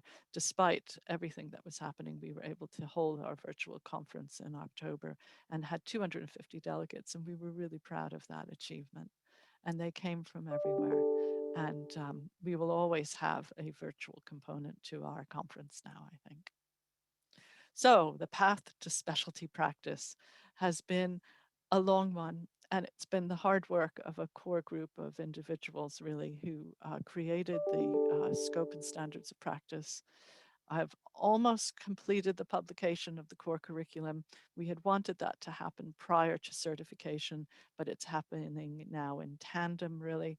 We're waiting for the ebook and the system of payment to be set up, and that should be within the next couple of months. So it will be on the website and easy to download. So that's a very exciting, important piece of our puzzle. But we didn't want to delay certification, and we had the 1st of April in mind, and we were able to meet that. So we were really delighted with that sort of soft launch, and we're looking forwards to October when we expect many more submissions. So scope and standards is really important because that describes in detail the difference between us as clinical research nurses and our general colleagues. It also clarifies this for our colleagues, which is important, our multidisciplinary team colleagues, and the public and our lovely patients, of course. And it provides a foundation for certification. And it is a resource that can be used internationally and is being used internationally, which is very exciting to see. So the core curriculum, along with the scope and standards, will provide this foundation. Just going to see if I can move that a little bit. And establish this specialty practice certification. So it's about the knowledge, the skills, the expertise, and the clinical judgment that's required. This credential, CRN BC, very exciting. Can't wait to have those initials after my name in October, I hope, is the only nursing certification that recognizes the expertise of clinical research nurses. And it's earned through professional portfolio. We took that decision, and I think it was the right one. And we worked really hard to make it internationally obtainable. And it validates our performance as experts in clinical research nursing. And we followed the guidelines of the Accreditation Board of Specialty Nursing Certification, which is the only such body that certifies clinical research, any nursing program. And we wanted ours to be part of that as well. So it is about advancing our knowledge and skills, and it's a continuing process to maintain. So this isn't for new graduates. This isn't for people who are brand new to research nursing. This is about showing our commitment to the work of clinical research nurses and demonstrating our expertise and judgment. And it's a value-added achievement. So it exceeds the minimal requirements. So it's more than just a research, nursing license or registration, as we would call it here in the UK. It's more than just the scope and standards, which are the minimum standards. So that was something that we had to work really hard to develop. So it's a 4-step process. So it's about practice hours and license or registration. It's about continuing education records, and it's about professional development activities along with a written exemplar and a CV, of course. So you need to document your license and your practice hours. So this isn't very difficult for us to do, is it? So we have an unencumbered nursing license or registration to practice. You have to be practicing for at least 2 years prior to application for certification, and you need to have 4,000 hours as a clinical research nurse within the previous 3 years. So again, it's not for someone who's new to the role. So for continuing education, the focus has to be within the last 3 years as well. There's a number of points that are given for every activity, and you need to have a minimum of 36 points within the last 3 years. To document professional development within the last 5 years, there's a number of ways to do that. And I was really keen that this was something that would really be specific to the role of the clinical research nurse and the sorts of things that we do as clinical research nurses. So this isn't just an academic achievement, this is about our professional development. And between the step 2, the continuing education, and step 3, the documentation of professional development, the points earned would be 100. Some of the things that you could get points for would be presenting posters, podium speaking at presentations, such as this one, writing SOPs, editing, writing articles, working perhaps as a committee member for IACRN or on the board, being a preceptor or a mentor to nurses or to novel investigators, as well as academic education. So it is something that clinical research nurses who aren't going down a clinical academic route would also be able to obtain. Then there's a written exemplar, which relates to our own personal growth and development and our practice and the way we work within our team and collaborations, as well as specific quality and safety. And there's a rubric that helps to explain this on the website as well. So the importance of recertification. So it was decided by the team creating certification that they wanted to show what would happen at the end of 5 years. So you achieve your certification in October, it's good for 5 years. Then what do you have to do? So they've created 2 options, and along with practice hours, again, within the 5 years, it's 4,000 practice hours, which is equivalent to like half-time working as a minimum. and the point system is similar to the certification that was done in the first instance. And again, all of this is clearly explained through some guidance documents on the website. There are 2 windows each year. They're going to be open 2 weeks prior to the deadline. So mid-April and mid-September, submissions will be accepted. And the fees are reasonable compared to other certifications that are available. So it comes, when I calculate it in pounds, to being equal to about £50 per year for members to achieve this. So how does this work in the UK? How does it work anywhere outside America? These are discussions to have, but it's here and people want it. I think it demonstrates that we value our nurses. I think that we have amazing new recognition for clinical research practitioners within our teams, but I know nurses are asking, what about us? I wanted to get this recognition too. There's nothing that I have that I can sign up to that shows I have this research expertise. And I think this certification fits that really well. And I am in discussions with the Director of Workforce at the Clinical Research Network about this, and thinking about how we take it forward. But it is here, and people will be going ahead. And I guess it's for us as leaders to think about how do we support this and how do we encourage people to think about how their contribution is recognized. So I'd like to thank the leaders of the CRNBC. So Shauna, Meg, Tam, and MJ have been amazing. They were the same people that wrote the scope and standards with input from colleagues around the world. So hugely dedicated group. Lots of information is available online, including a handbook and submission instructions, the rubric, application checklist. So do go to IACRN.org and have a look around at the organization. And I hope you're going to consider joining us because it's a fabulous organization. And we are always open to have colleagues joining us from wherever they are. Follow us on Twitter, IACRN, the UK and Ireland branch has their own Twitter feed as well.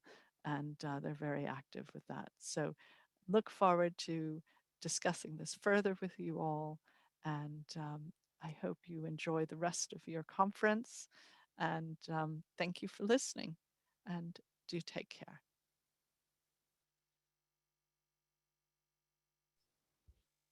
Marvelous. Just stop sharing that. And I'd like to say that this has been a huge amount of work, and it's something that's been discussed within the IACRN for a number of years. So it's just fantastic to see it come to fruition. And I think it really helps to highlight the unique skills that clinical research nurses, midwives as well, Jen, nurses, okay, maybe that's the next phase. Clinical research nurses have in this arena. So yeah, exactly. Oh, I hate listening to myself. I'm glad I missed most of it. Oh, I get very slow and to sound like some prim teacher, articulating everything so carefully. Anyway, yeah, so it's amazing. It's exciting. It's here. I'm just doing my revalidation. I was doing a little bit of it earlier, trying to just log on to make sure I'm not going to lapse, and I won't because I've got my discussions planned this week, and I'll plug it all into the system in time.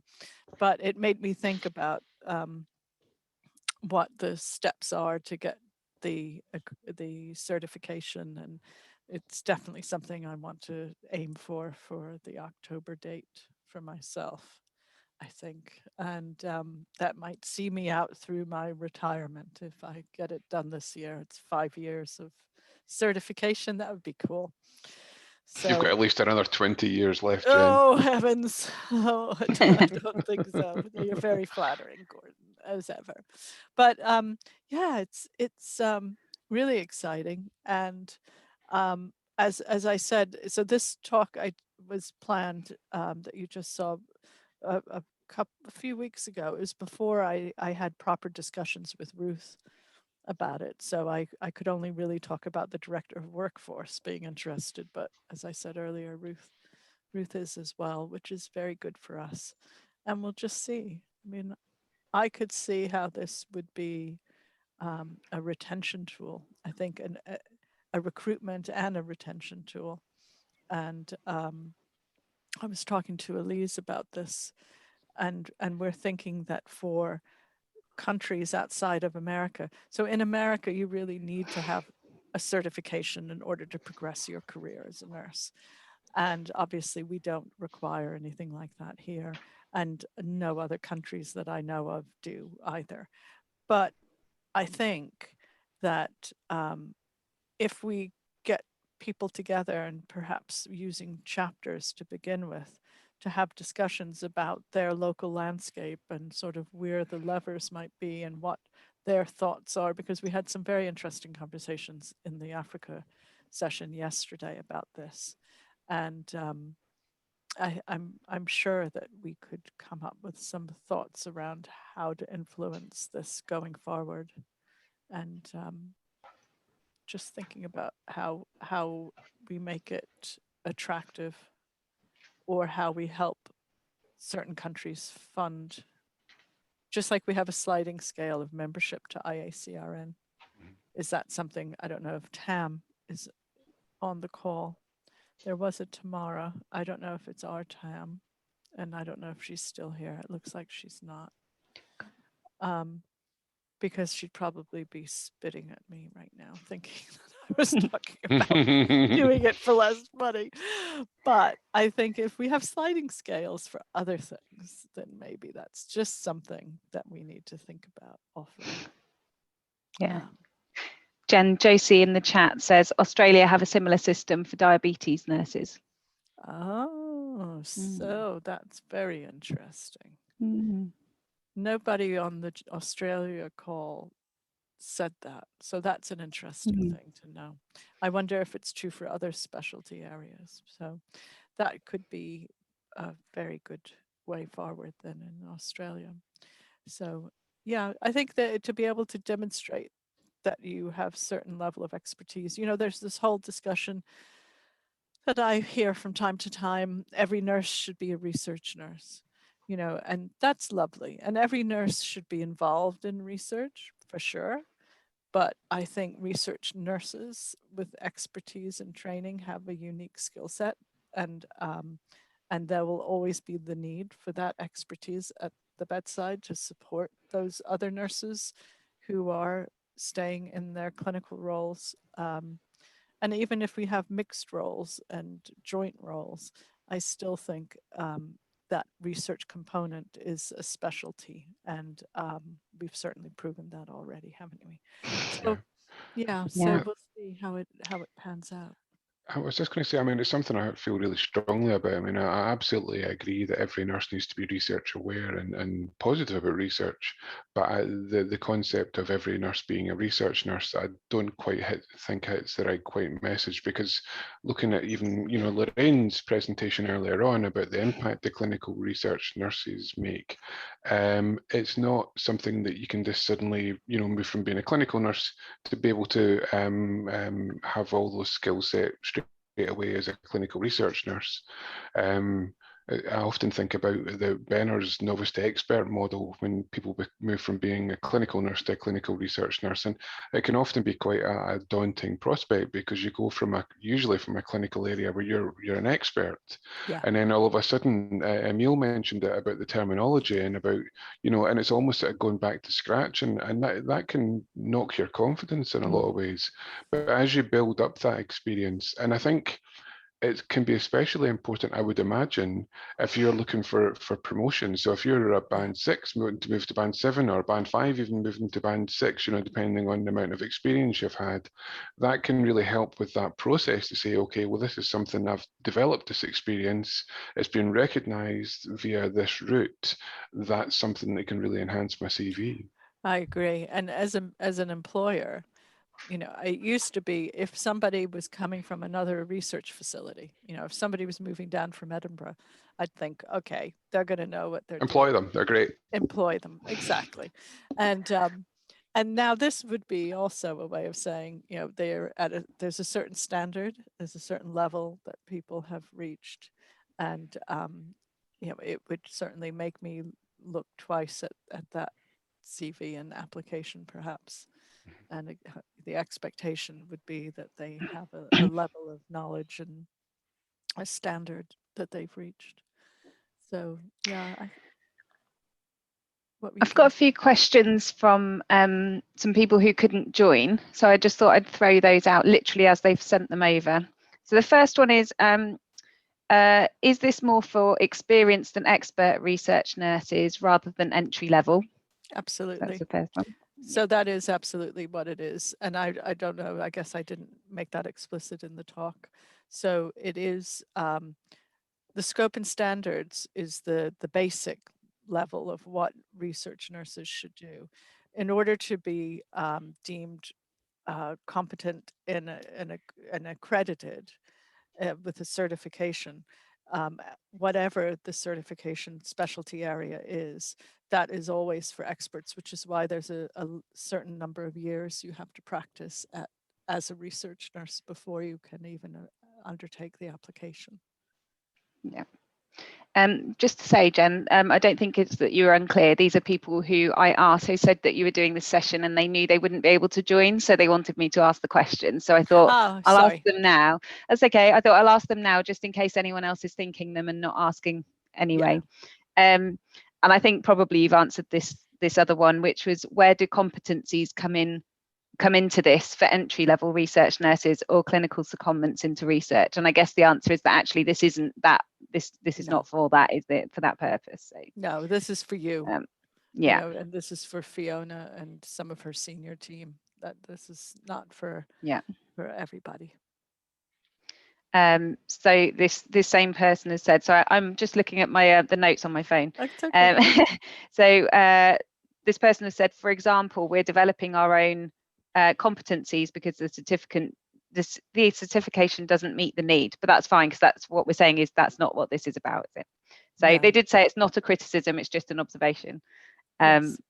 So I think they weren't sure whether it was a competency. No. It's not the same thing, and I think that's because we don't necessarily use the terminology in the UK. Exactly. I think that's where some people are getting a bit confused. Yeah, it's very much mapped along all the certification areas that exist already, and it meets the same standards to in order for it to be approved by the organizations that have to do that. Yeah.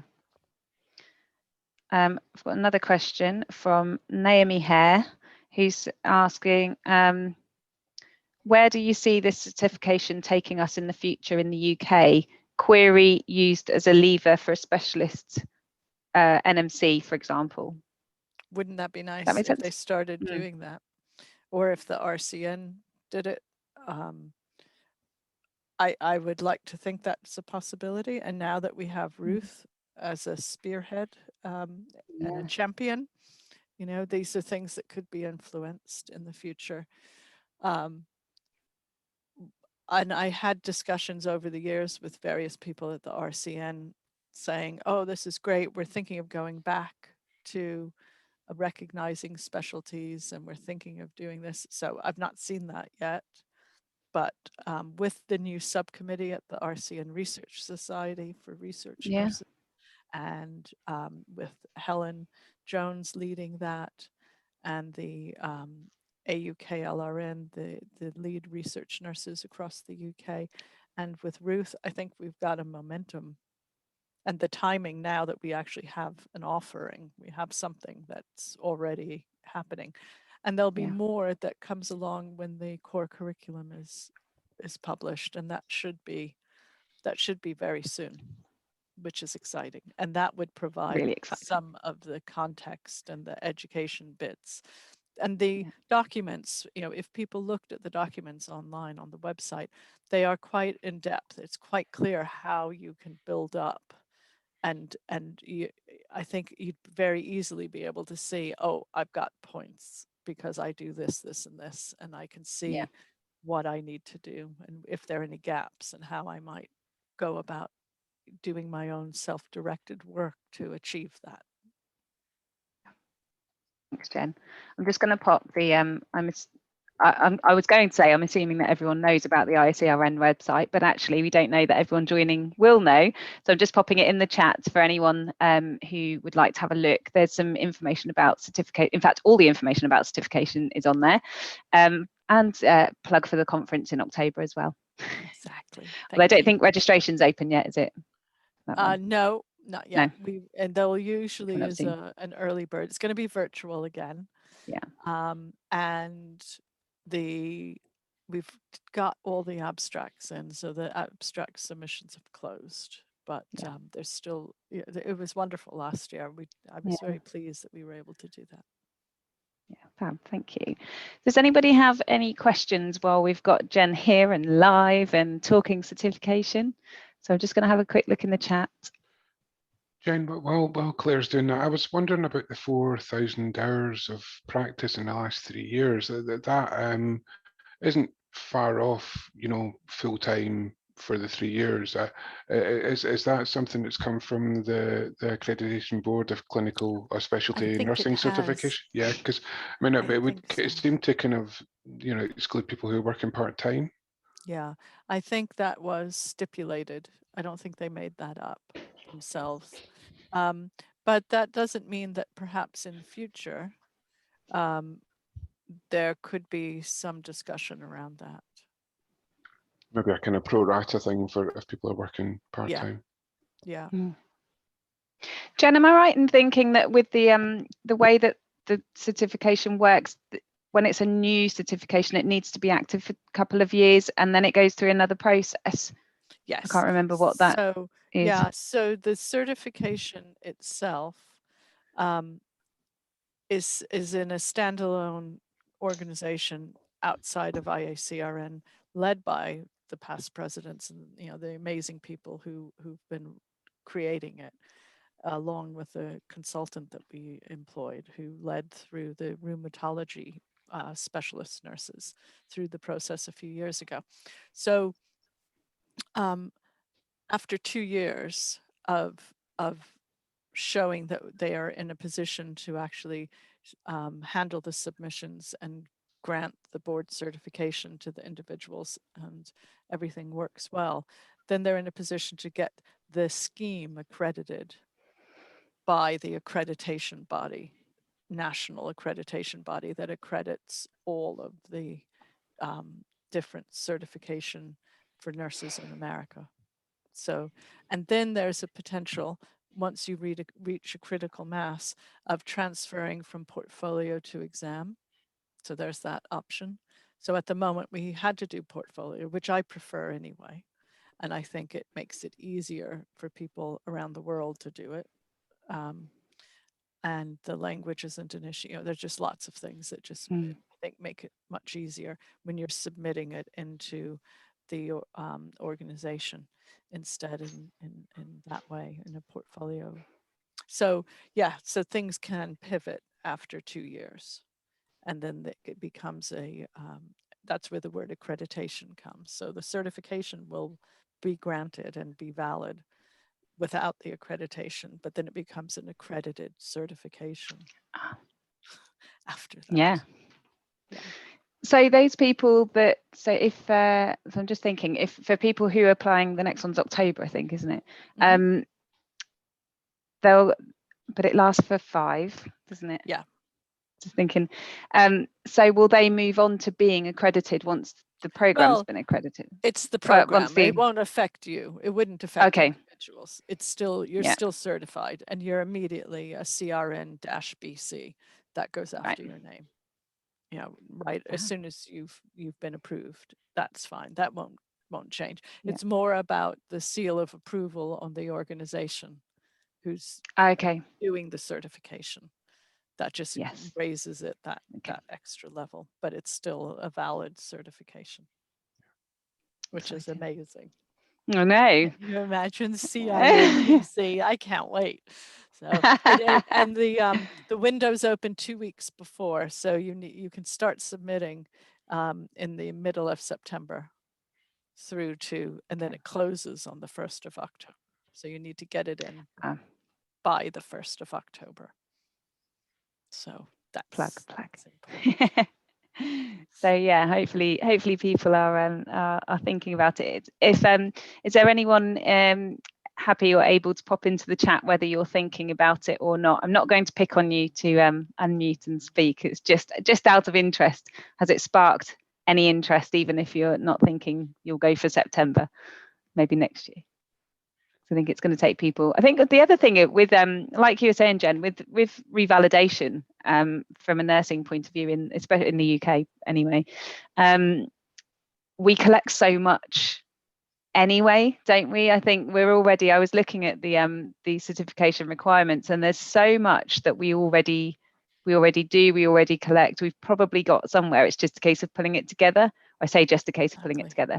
Obviously, if people haven't kept it in one place, that could be quite a challenge. But actually, I think it just, it's leaps and bounds, isn't it? It's really exciting to think this is on. I mean, on its any way. of us with the training folder probably have everything sort of right there. You just have to organize it. And any of us working in research facilities, you're doing annual reporting, and you're always talking about what you did the past year. You gave these talks, you did this. Sort of a running commentary that you hold anyway. So it'll be interesting to see what people end up doing. And definitely. I think that it's expensive, relatively expensive, so we need to look at that. But I don't know, if I were in a position to make a decision in my organization, I would say I'm going to pay for 10 of my nurses to do this, because it's comes to like 50 quid a year for each of them, and I think that's a good thing to do for them. But I'm not in terms queen of the world. Not yet, Jen. I think in terms of retention of staff as well, that kind of thing can really have a big impact. But one thing I was going to say, from what I've seen of it so far, I think because you've obviously got a foot in both American and UK camps, then it is really suitable for an international audience as well. Because with the best will in the world to our American colleagues, sometimes some of the things that are produced based in America can be a very Americentric. Maybe did I make that up? I don't know. But it's good. It does, doesn't it? But this really does encapsulate practice around the globe as much as it possibly can. So I think that's something that's really in its benefit. You didn't see the first draft, and there was a lot of discussion about that, and I know that they were driving it because it was needed in the States, and that was, they were a bit apologetic even as the last draft was produced.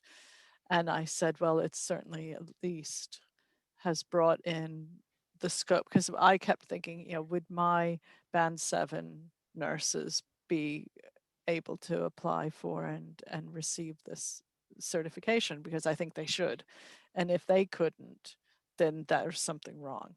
So and I had my nurses looking at the drafts and making comments about things, and what else can we say you do that makes it special and makes you special and that you should be getting points for. So a lot of that came from those discussions. So thank you. Thank you very much. Thank you. Thank you. Thank you ever so much, everybody. I think we are now time for a break. Sorry, I can't remember how long. Let me just check. Is it half an hour? Half an hour, yeah. Half an hour. Sorry, I think probably what we'll do is we'll just stop the recording, but keep this session on, so people don't need to log back in, and then restart the recording afterwards. So I'll just stop it just now. Sure. Thank you.